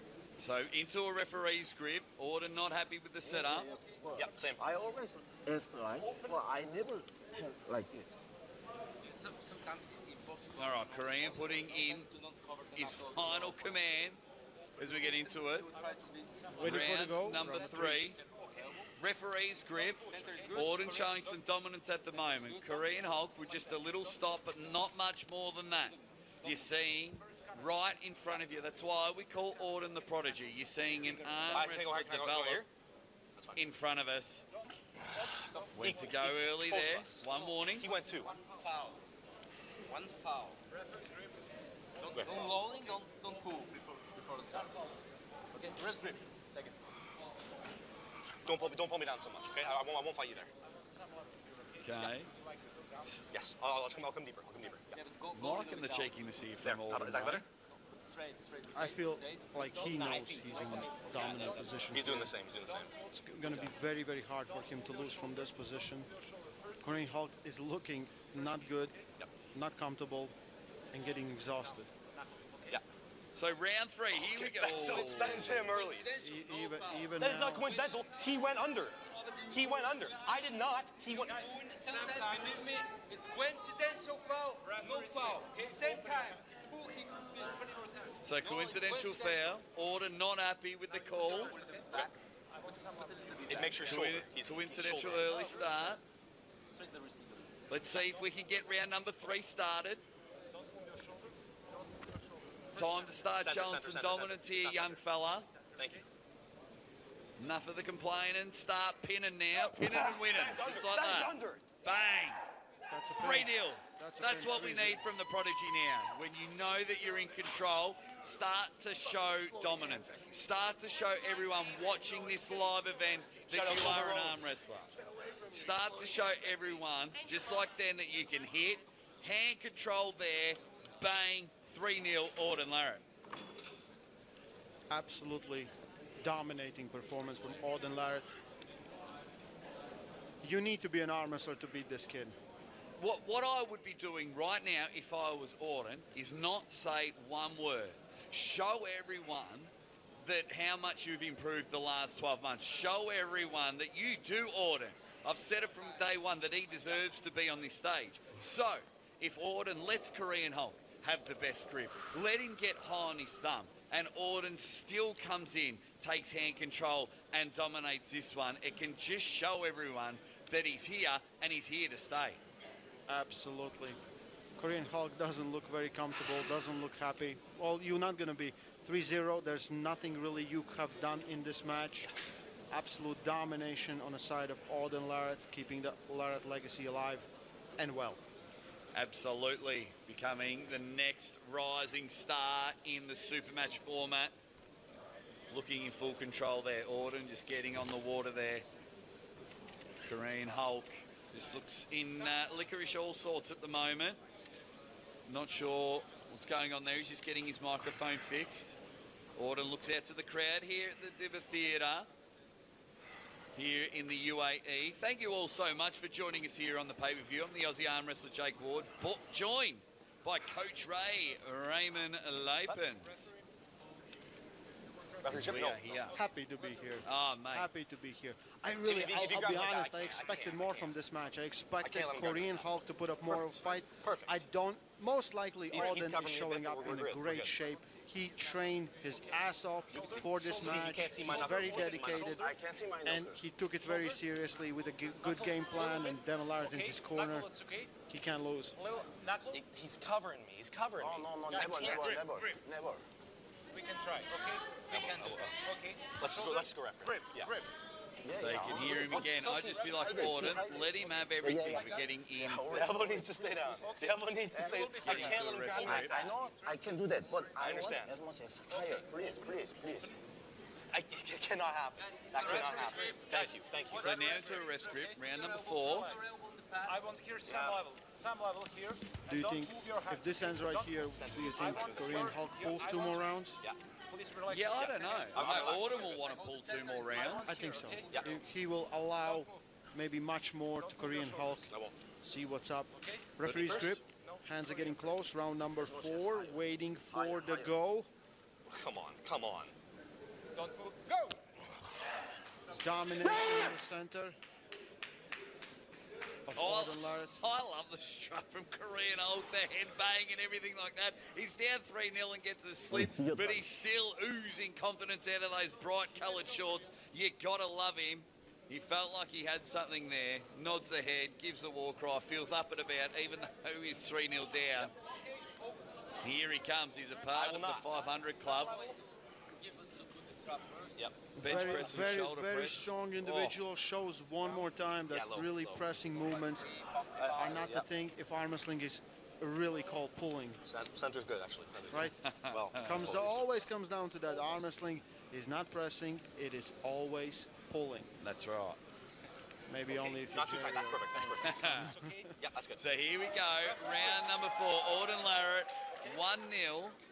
1 win away from still remaining undefeated here at King of the Table in his second match. Strap has been put on. Hand's going to get closed. Has Korean Hulk got anything here, Ray? Round number 4. I didn't do it. Well, he wasn't happy with the start. You said go. I said go. I didn't grip. What you didn't? I didn't grip yet. I didn't grip yet. Okay, he's not ready, okay? We will repeat it. When I say don't move, he's not ready. So they're going to redo it again because the referees are saying ready and there's that slight break and then go. Korean Hulk was saying he wasn't ready. He's the first guy in history to ever do that. Well, that's what King of the Table does, Ray. It creates history. And that is one for the record books right there. Absolutely. Korean Hulk still fighting. That's the most important thing. Don't give up. Try your best. I get this. Maybe he can turn this around. I'll be very surprised if he does at this point because I think it's just too much. It's just too much everything from Auden Larrett. I will not. But if he does, That's what we want to see. So, Kareen Hulk on the left, Auden Larratt on the right. Round 4, a rise and a stop, 2 hits, and Auden goes bang. Auden Larratt takes it 4-0. 4-0. Will they pull? They're not going to pull. It's an honor. Yep, they're not going to pull any more matches. You're so strong. You're so strong. We're going to look really quick at the highlights, which were absolute domination from the prodigy. Young Larratt, Auden Larratt. We can see very happy Devon and Jody Larratt right there on the stage. Auden Larratt wins this super match. Many people expected this to be an absolute war, including me. Well, I was wrong. Auden showed up in a much, much better shape, absolutely dominating every aspect of this match.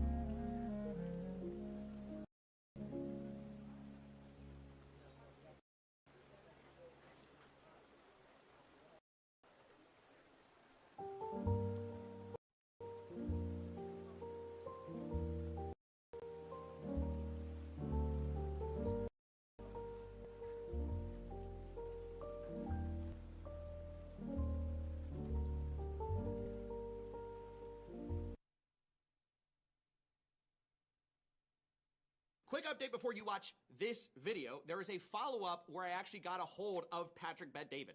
So in this video, you'll see that I asked to talk to him multiple times. He did not respond until right before I uploaded the video. I tweeted about it. He got in my DM, says he actually does want to talk. So you can hear him address all the allegations I'm about to bring up in this video, and you can decide for yourself what you think of Patrick Bet-David's response. So I've been waiting for Patrick Bet-David to reply to this Goliath story where he reportedly got a huge payment from a Ponzi schemer, and I want to know if they're going to pay it back. It's just as simple as that. I want to know if they're going to apologize for their role in legitimizing a total scammer, which hasn't been done yet as far as I'm aware. I reached out to the PBD organization, Patrick Bet-David personally. It's been about a week. I haven't heard back, so I have to talk about it. Now, if you don't know the full lore, let me bring you up to speed really quick. Goliath Ventures was a Ponzi scheme that took in over $320 million of regular people, retirees, business owners' money under the promise of making them multiple percents per month. We made a CoffeeZilla video about it recently. Christopher Delgado recently talked to the press here without his lawyer present, and we reported this back in October to federal authorities, and about 6 months later, Christopher Delgado was officially arrested. The Justice Department says the 34-year-old scammed investors out of $328 million through his company, Goliath Ventures. Meaning we're no longer speculating here. He has been formally charged. He's even admitted a lot of this in interviews. So what happened to their money that should have been sitting in an account? Their money was being used to make distributions. To who? To either them or other investors. And what else did you use the money for? I mean, we used it for corporate events. We used it for personal spend. So this goes way beyond the oh, it's just allegations, bro. Like, Christopher Delgado has confessed to a lot of this behavior. And where Patrick Bet-David comes into all of this is because he was a huge form of social proof for Christopher Delgado to seem legit. His entire organization kind of made this guy mainstream. Goliath Ventures, founded in 2019. Goliath Ventures, the global private equity firm focused on blockchain, founded by Chris Delgado. It's built on 3 pillars: technology, opportunity, and community. And this is why I reached out to Patrick Bet-David and his team, only to get no response. I'm expecting some accountability here. Our story starts in 2025 when this guy, Christopher Delgado, is on stage at the Patrick Bet-David Vault Conference. He was the title sponsor for them, and he used it as an opportunity to kind of pitch himself. I could make passive income for myself, raise my family, and basically enjoy life. Now, even when you go to Patrick Bet-David's own summary, you can see Goliath in this video, in their own highlight reel, where they are the title sponsor, Goliath Ventures. They're apparently on the lanyard. Right here, you can see Goliath Ventures, Inc. signed on as the title sponsor to the Vault 2025 conference. And they even made like a pitch video of why you should be a brand sponsor of the Vault conference.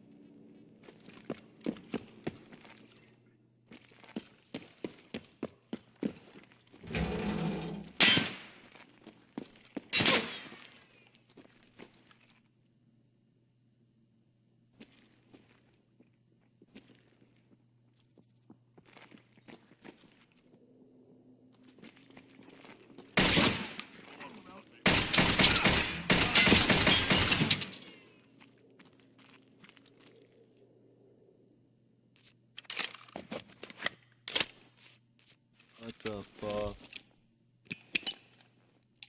Enemy flag.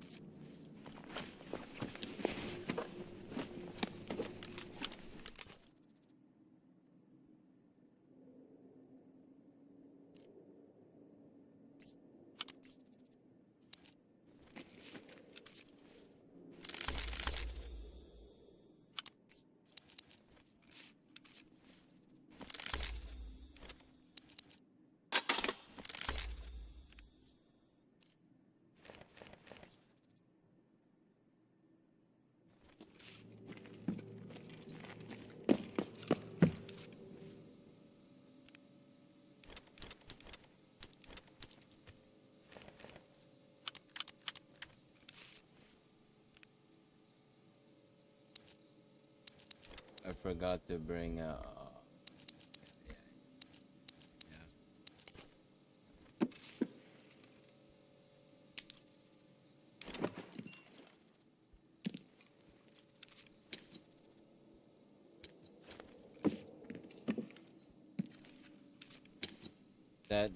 that might just be an adventure and a half right now.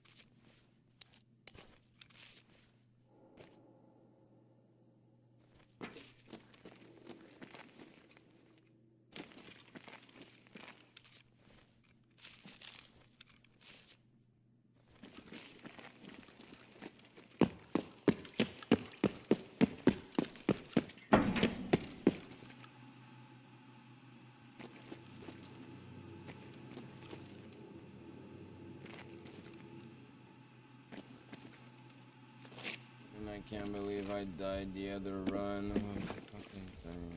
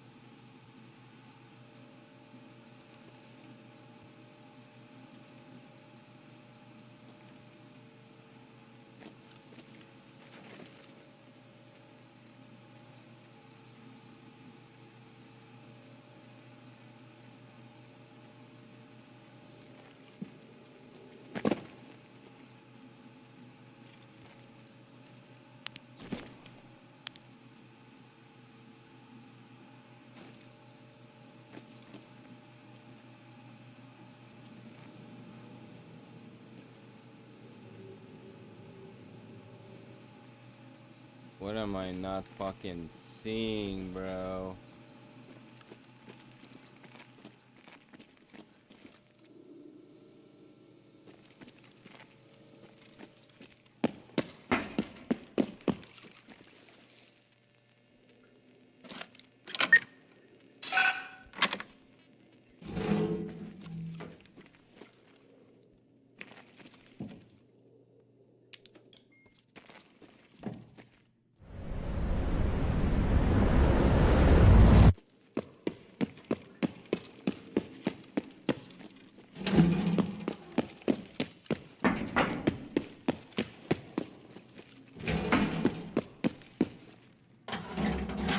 Maybe really turns no impact.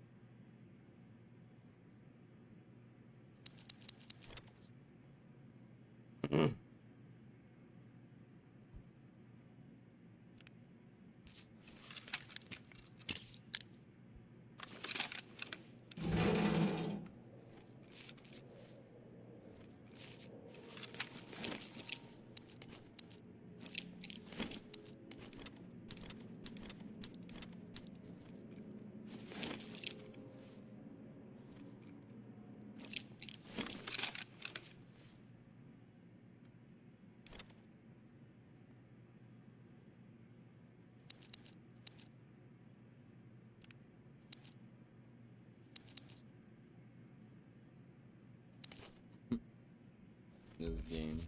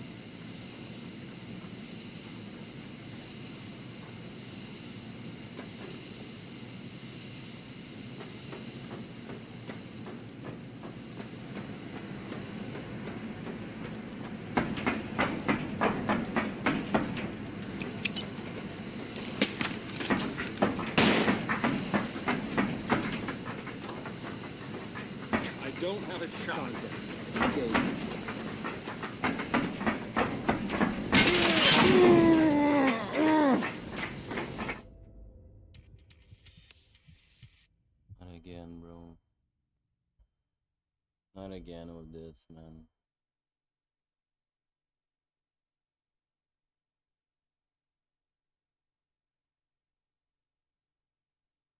Not again, man.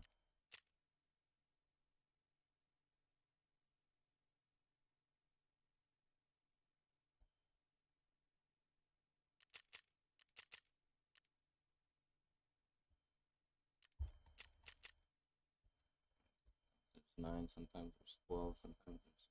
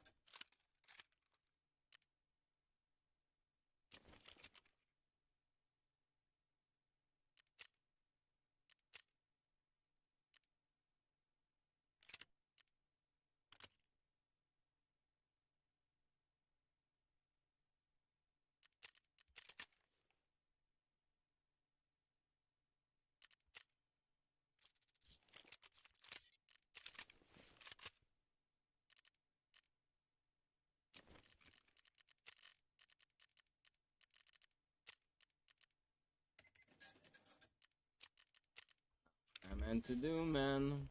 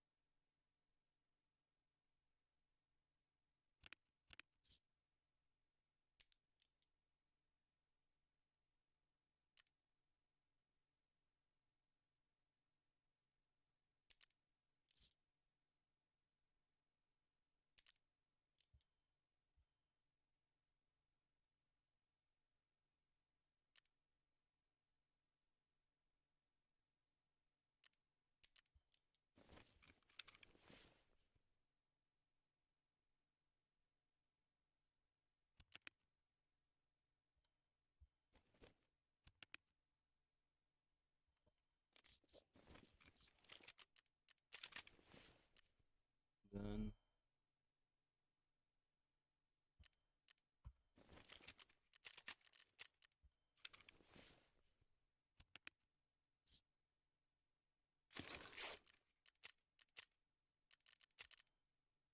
More than 2,000 CEOs lead teams of 75 plus employees. They come from around the world to.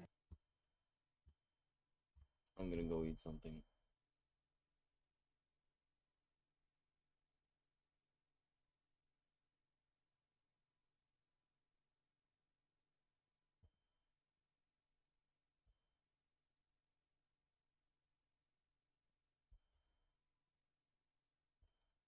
Grow, scale, and do business. And they don't just attend, they engage. Last year, 85% interacted with sponsors on site. The response from attendees was overwhelmingly positive. So it's pretty clear what Vault is pitching. Hey, we'll give you access to this, entrepreneurship conference, these attendees.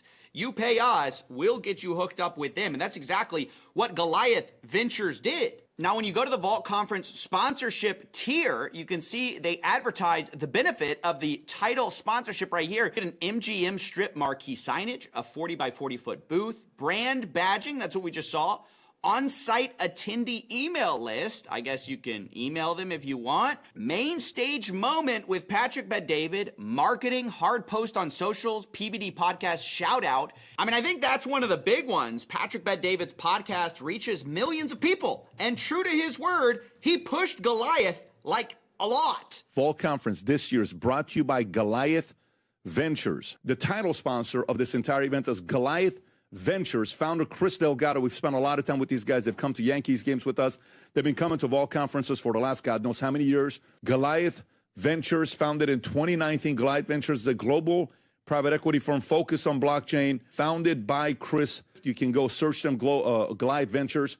Inc.com to learn more about them. They'll be at the Vault Conference all over the place. Yeah, he said those guys would be all over the place, and he was right. Now, before, we didn't really know exactly how much this cost. We knew it must be significant, but this was used as a huge, social proof that Christopher Delgado was someone to be trusted. After all, presumably not just anyone can be a title sponsor of this prestigious entrepreneurship event, right? This was brought up by this guy who interviewed Christopher Delgado, basically, hey, you're friends with, Patrick Bet-David. On social media, I follow him very closely.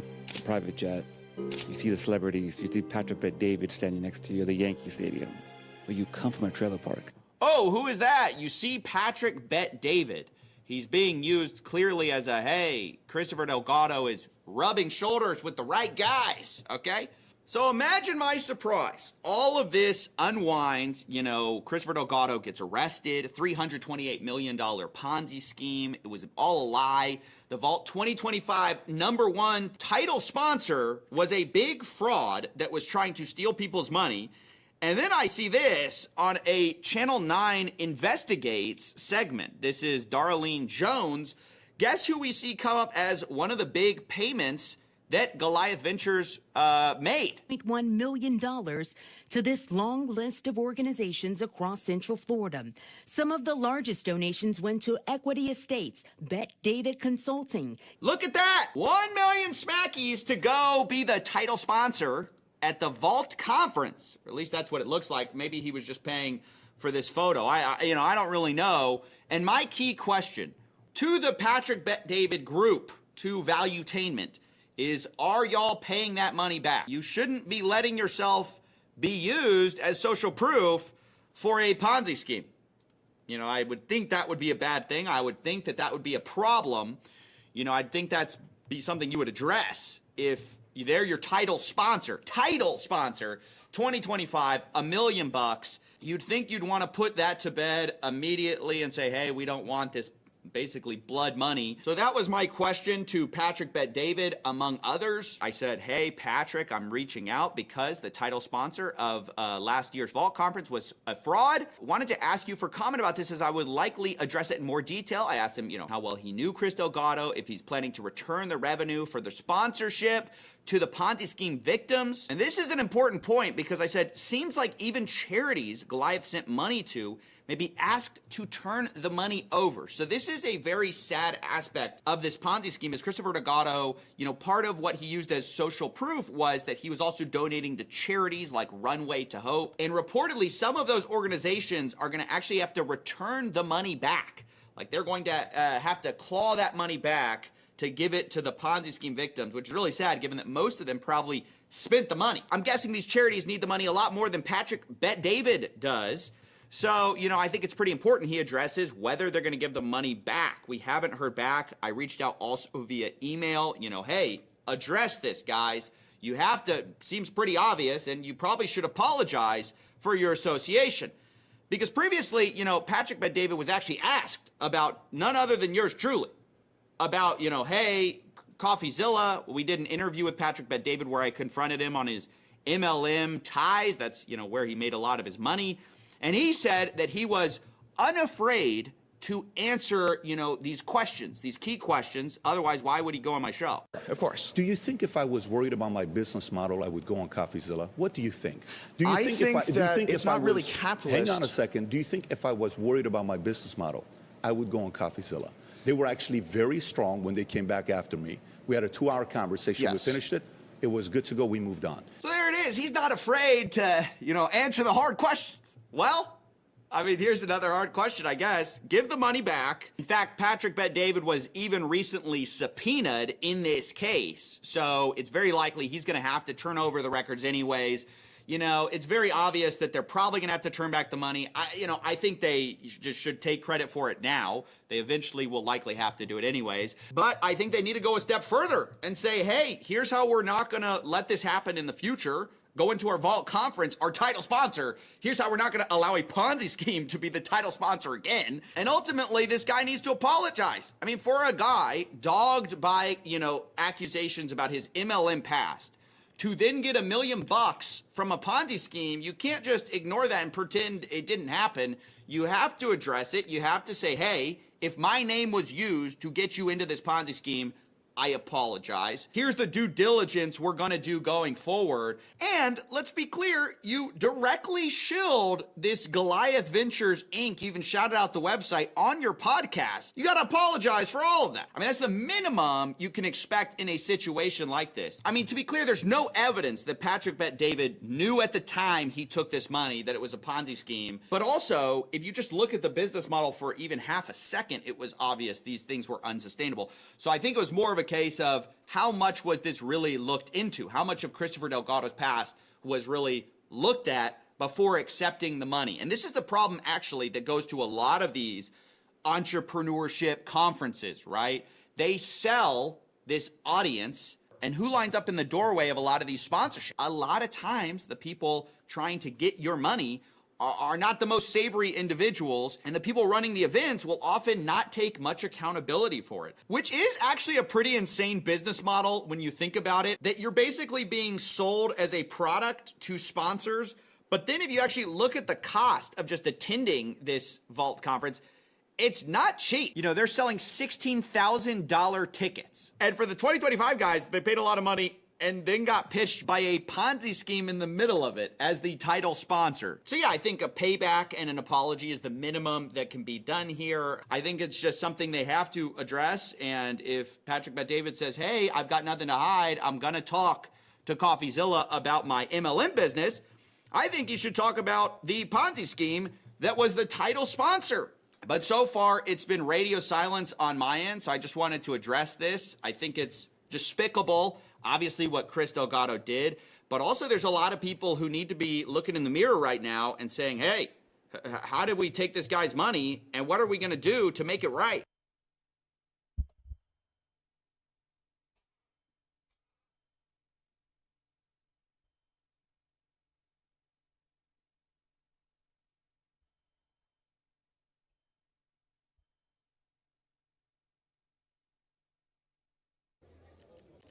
Ladies and gentlemen, welcome back to the Green Park Hotel here in Pendic.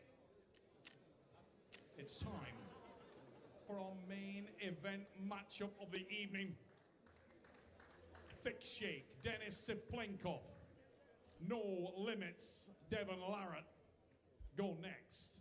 But first, before we get to the match, we want you to watch a short video, and we will be right back.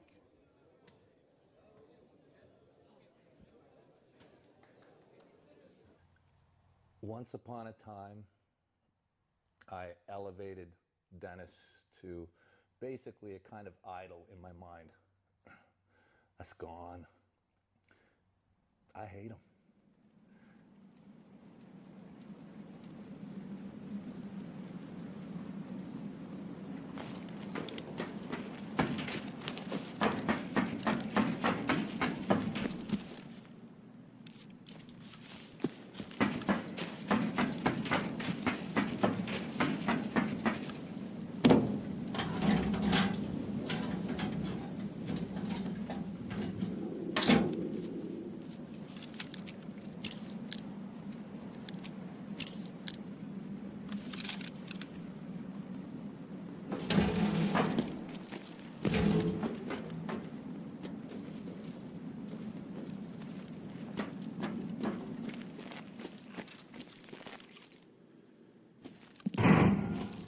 Bastard.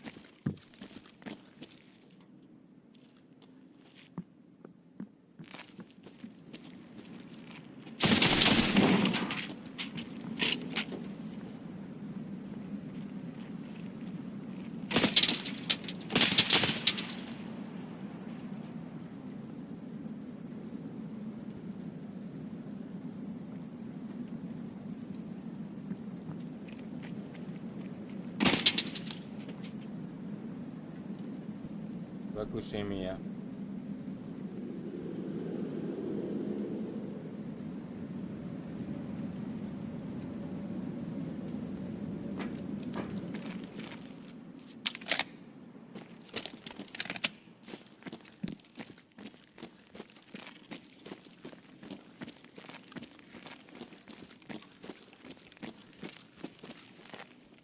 You were trained to fight. You're pathetic.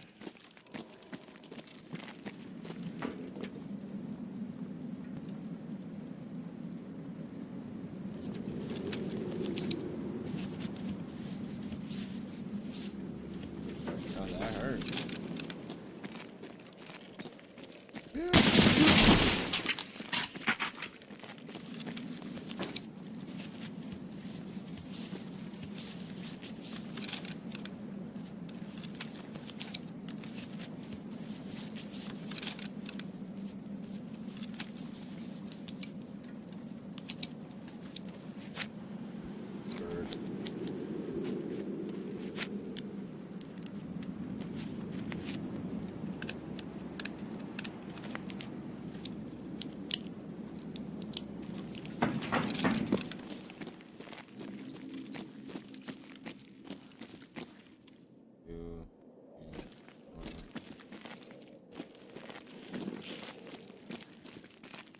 One, two, three.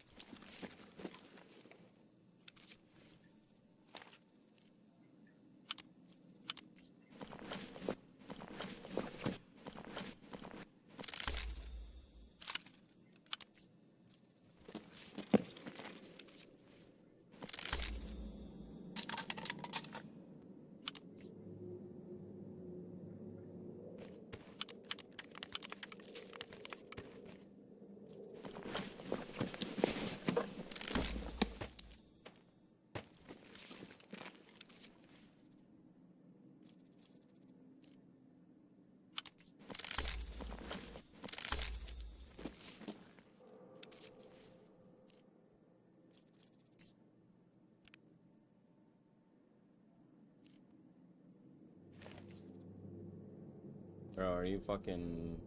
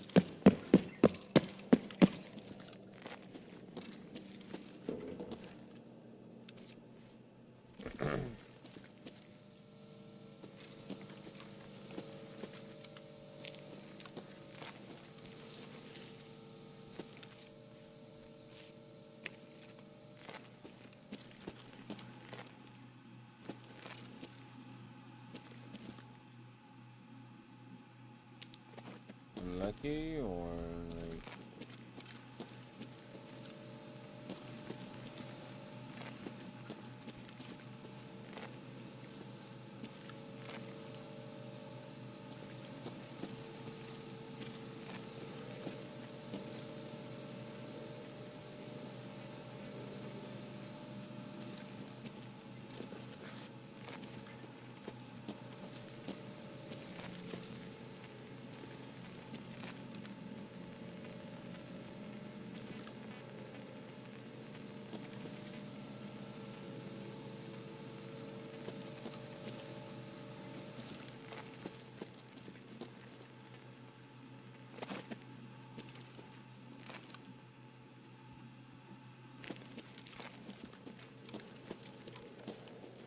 Nothing.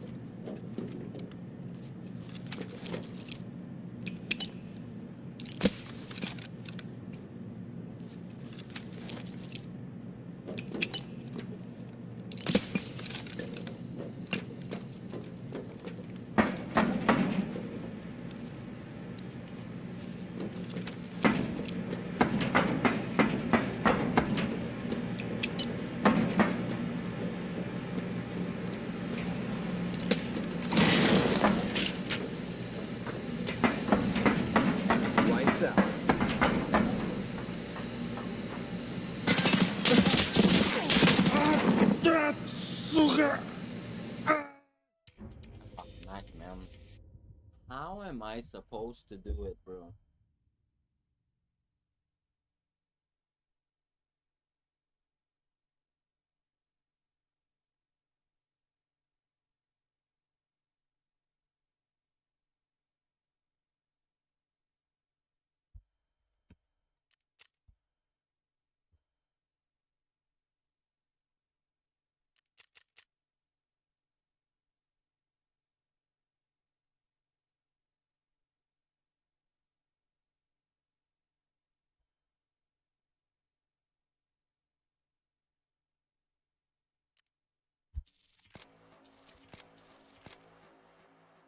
I don't know what to do, man.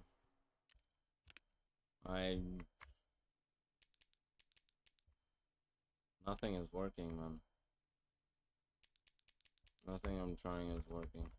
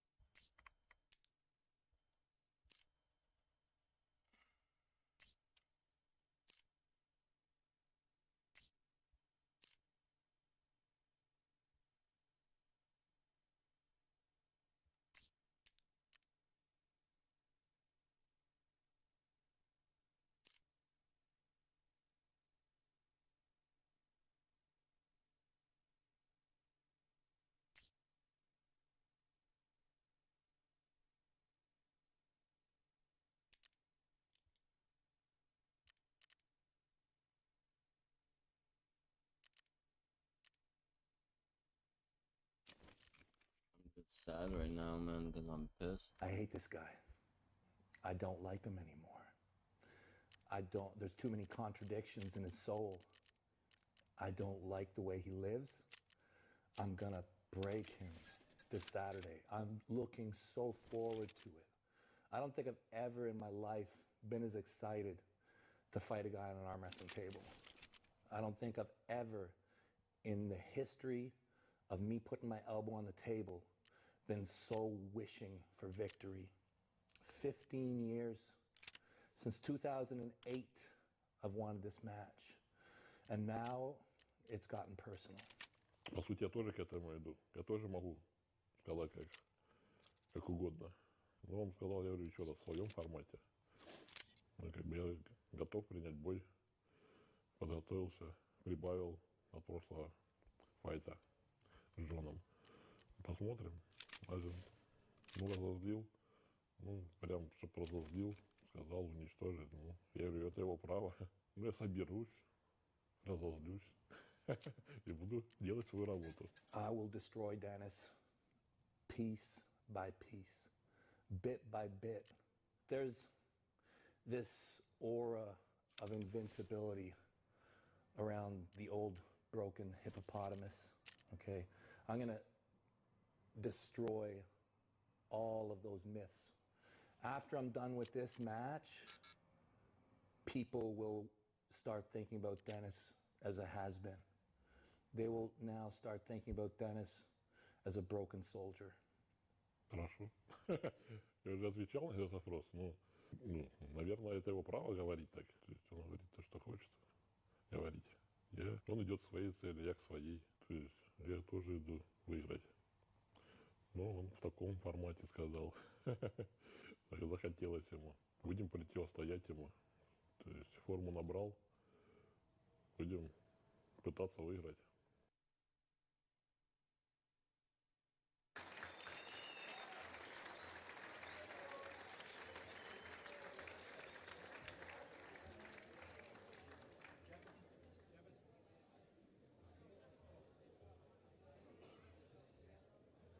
Ladies and gentlemen, arm arm wrestling fans around the world, welcome to Pendik, Turkey. Welcome to East versus West 10. Ladies and gentlemen, we are about to start our main event of the evening. This match is one of the most highly anticipated in the history of the sport. It's time. Ladies and gentlemen, here we go. Firstly, I'd like you to welcome this man. He is making his return to a sport he once dominated. He hails from Russia and is a multiple Nemerov Cup champion of the world. Tonight, he will try to take the title of East versus West. Ladies and gentlemen, welcome Thick Shake Denis Siplenko!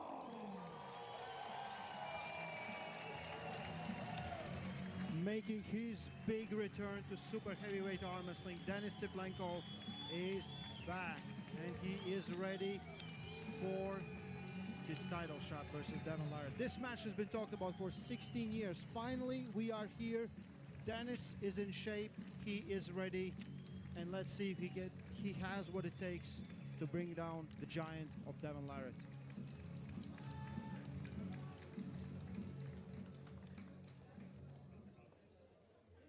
Ladies and gentlemen, his opponent hails from Ottawa, Canada. He is the signature arm wrestler of his nation and the head of the Green Machine, the Ottawa High Hookers. Ladies and gentlemen, this man needs no introduction anywhere in the sport and is the most universally recognized arm wrestler in the world.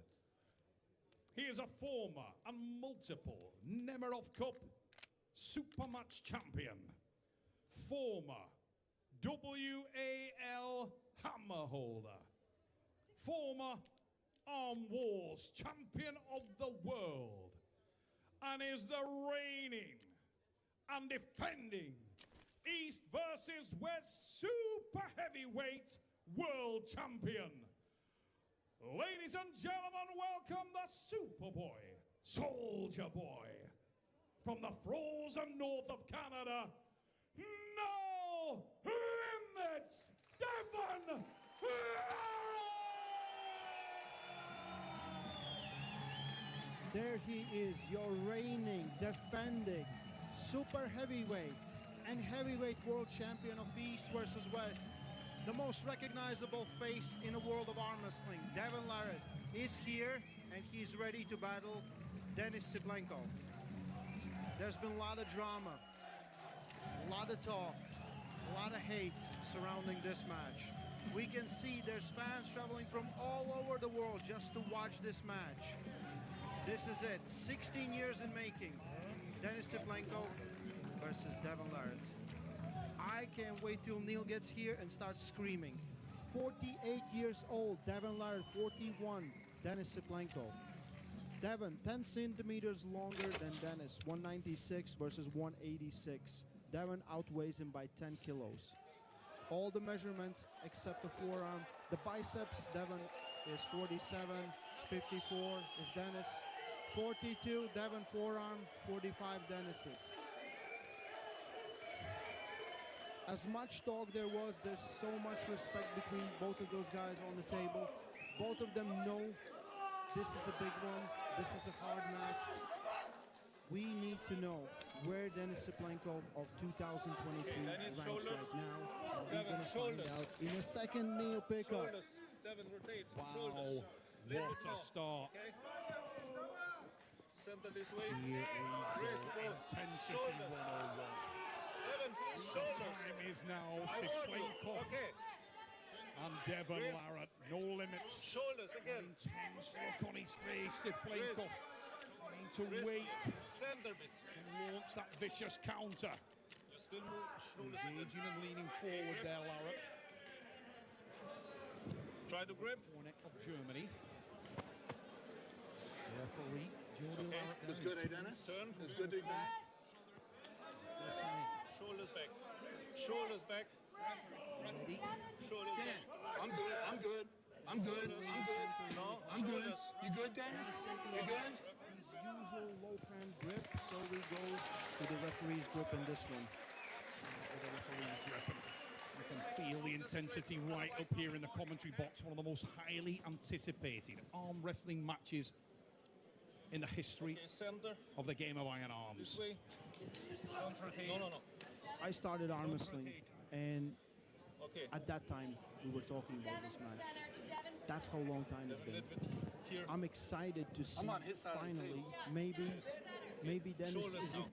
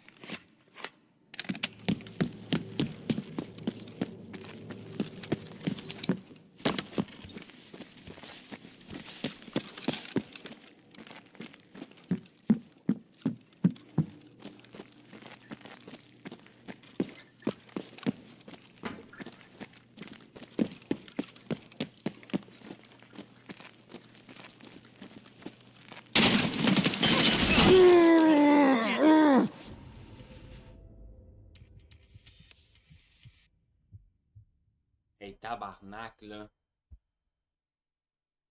What is going on?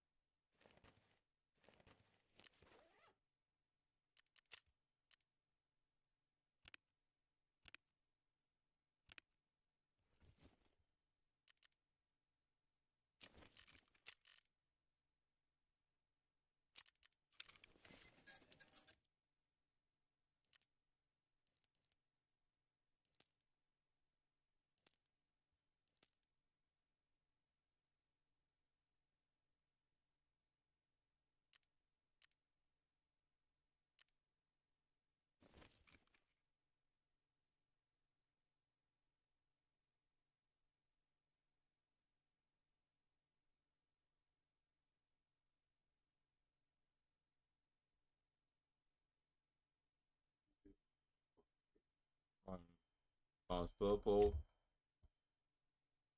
Pull. Schipper can run.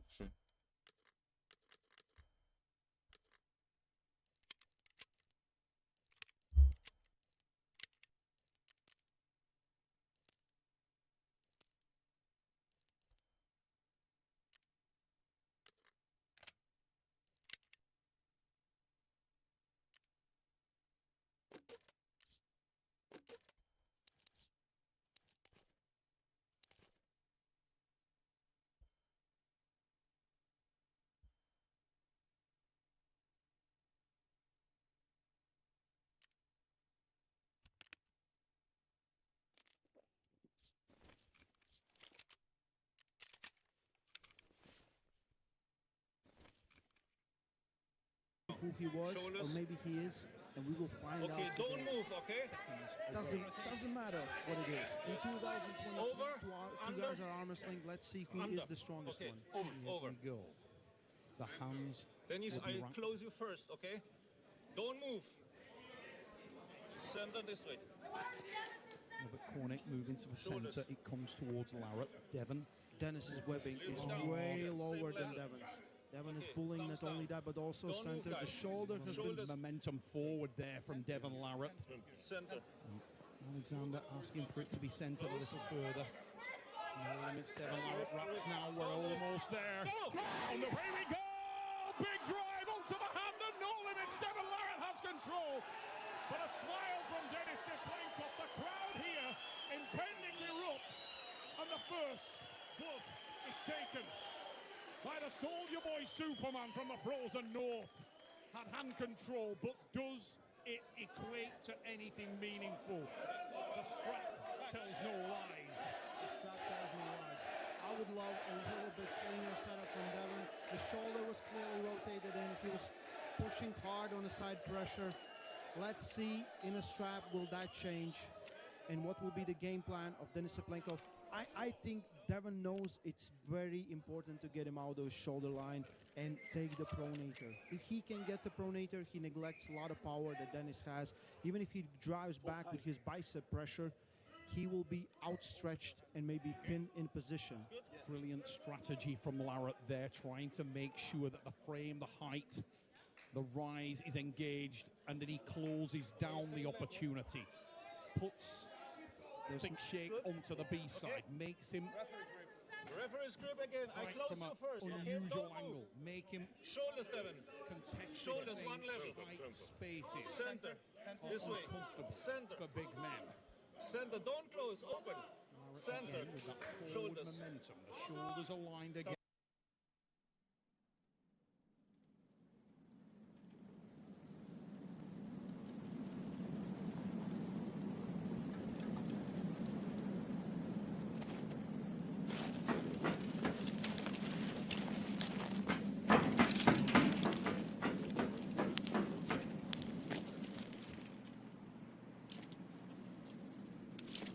I'll take that now because I'm probably gonna die.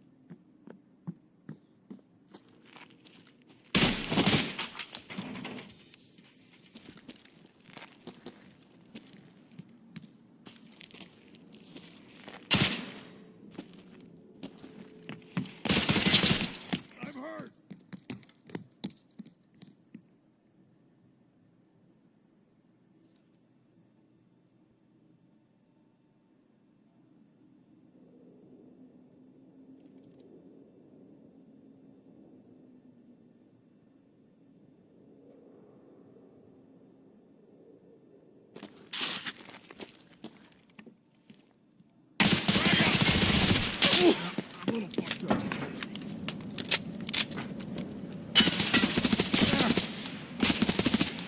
You got me. Like that.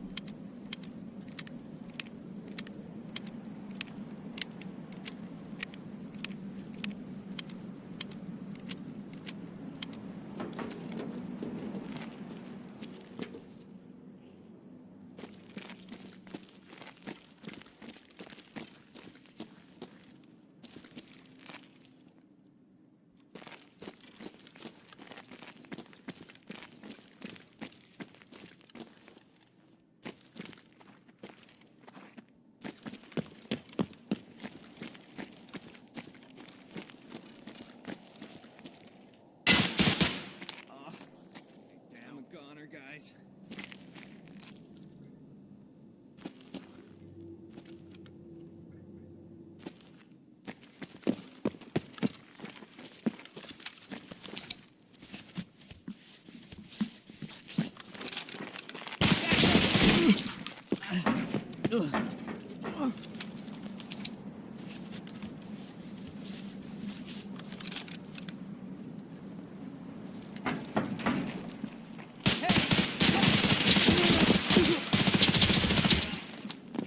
Like, what?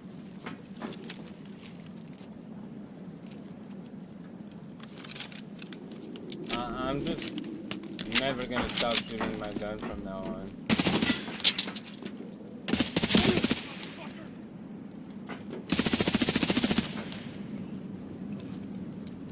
Need some ammo.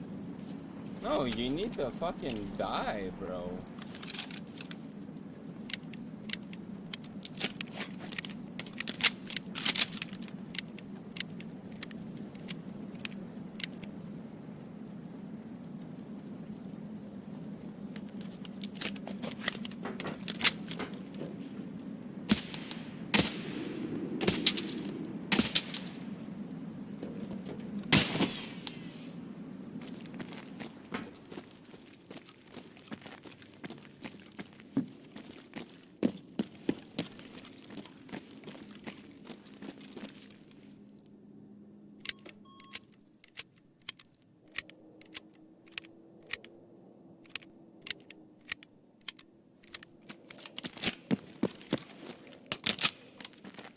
One, two, 3, 4, 5, 6, 7. So there's like 4, 5 more.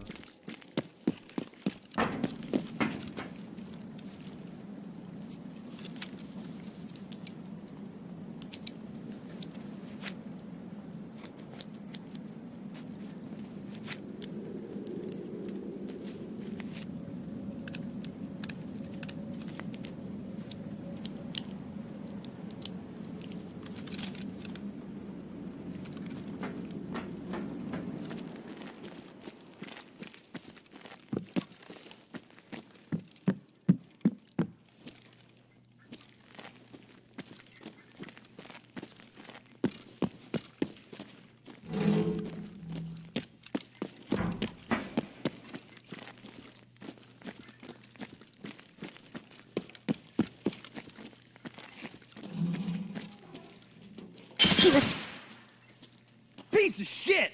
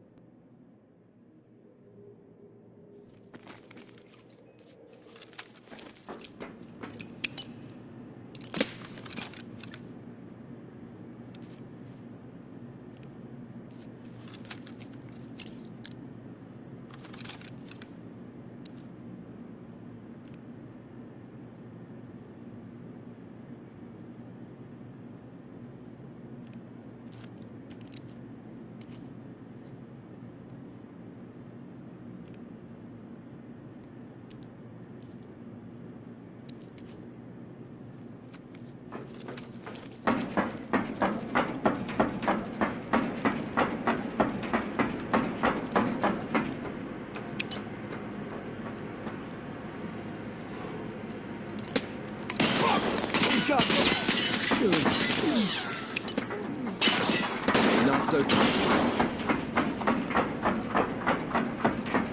Stick to the plan. God, sugar!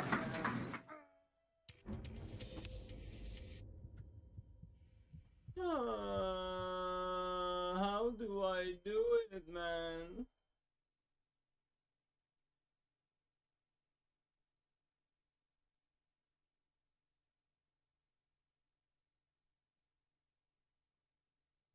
How do I fucking do it, bro?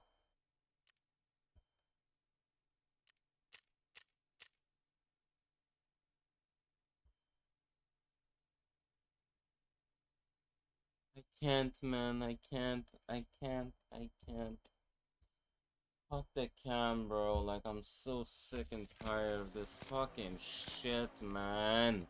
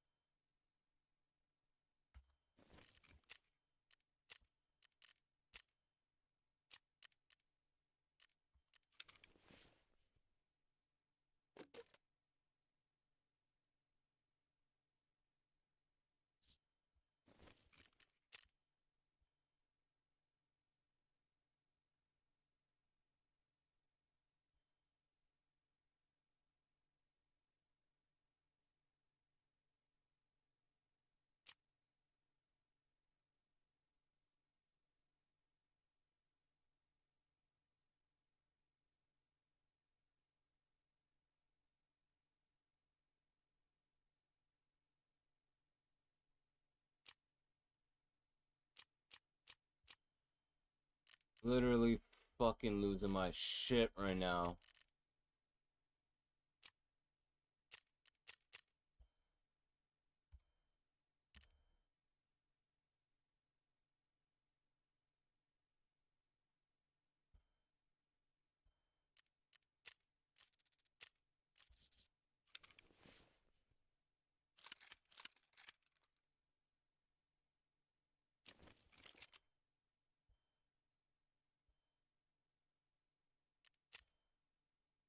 I'm gonna go smoke again. I don't give a fuck, cause like, yo, this right now, man.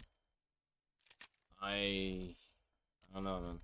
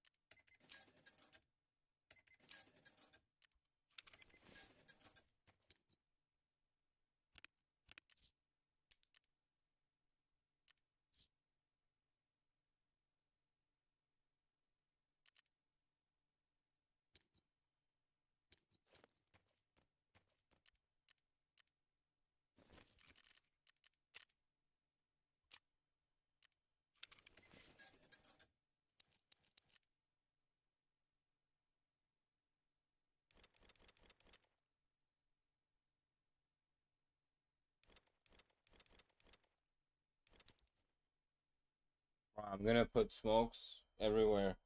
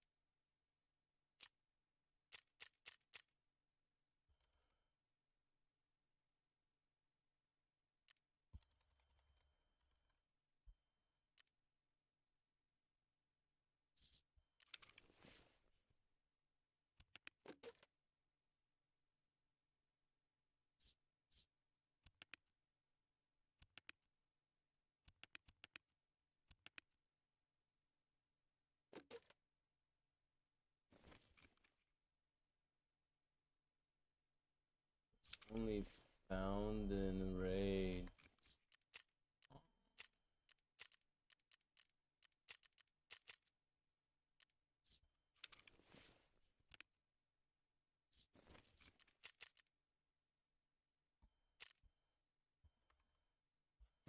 Like it's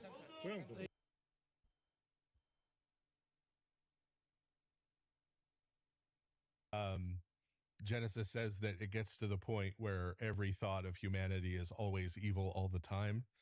Right? That's and these people are actively leading humanity in that direction. It's not just coincidence, right?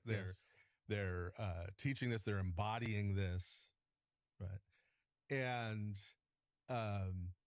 so when you have a person who are calling a giant or a Nephilim, we're talking about sort of a fully demonized human. So in the way the church has traditionally talked about sin, related to what we were just talking about with the mind, there's sort of these stages. First stage is thought comes into your mind, right? Yeah. You can't control that, just like you're walking down the street and you see something or hear something, right? Thought comes into your mind. That's not really sin yet, right? But then we start to entertain that thought, start to dwell on that thought. We start to let that thought take root, start to let that thought turn into a plan, right? Been there. Then we let that plan turn into action, right? Yep. Then that action turns into a habit, a repeated action over time that we fall into. As it becomes a habit, it starts to take control of us. So we talk about the sins as the passions because they make us passive, right? They're acting upon us at a certain point. And you can see that with, anger, right? You reach a point where it's now driving the bus, right? Yes. Or lust. Yes. Or, addiction, right? Yes. All these things. So it gets to the point where it takes control. And then beyond that, you get what we call demonic possession, where there is this sort of spirit that is now driving full time. You're not even really making your own decisions anymore. You're kind of lost to it. And then sort of the furthest you can go in terms of being lost when we're talking about these Nephilim and these giants is that spirit isn't in control of you anymore. You just agree with it. You're on board with that sort of demonic spirit deliberately. You're rejoicing and enjoying, right, sort of the chaos and the destruction and the wickedness. And by the grace of God, there's relatively few of those people, right? But they do exist. Do you mind if I just pull up the passage? Because there's one part of it I want to ask you about, which you haven't addressed, which is just how different the Nephilim are. I mean, they're substantively different. They're genetically different from people. And I think this is the most evocative, or the most interesting, the weirdest. I think this is NIV, whatever. It's a version of the Old Testament. When human beings began to increase in number in the earth and daughters were born to them, the sons of God saw that the daughters of humans were beautiful, and they married any of them they chose. Then the Lord said, "My spirit will not contend with humans forever, for they are mortal, and their days will be 120 years.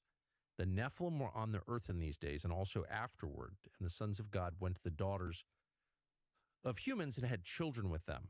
They were the heroes of old, men of renown. Yeah. So that's describing mating between spiritual entities, sons of God, whatever that means. Yeah.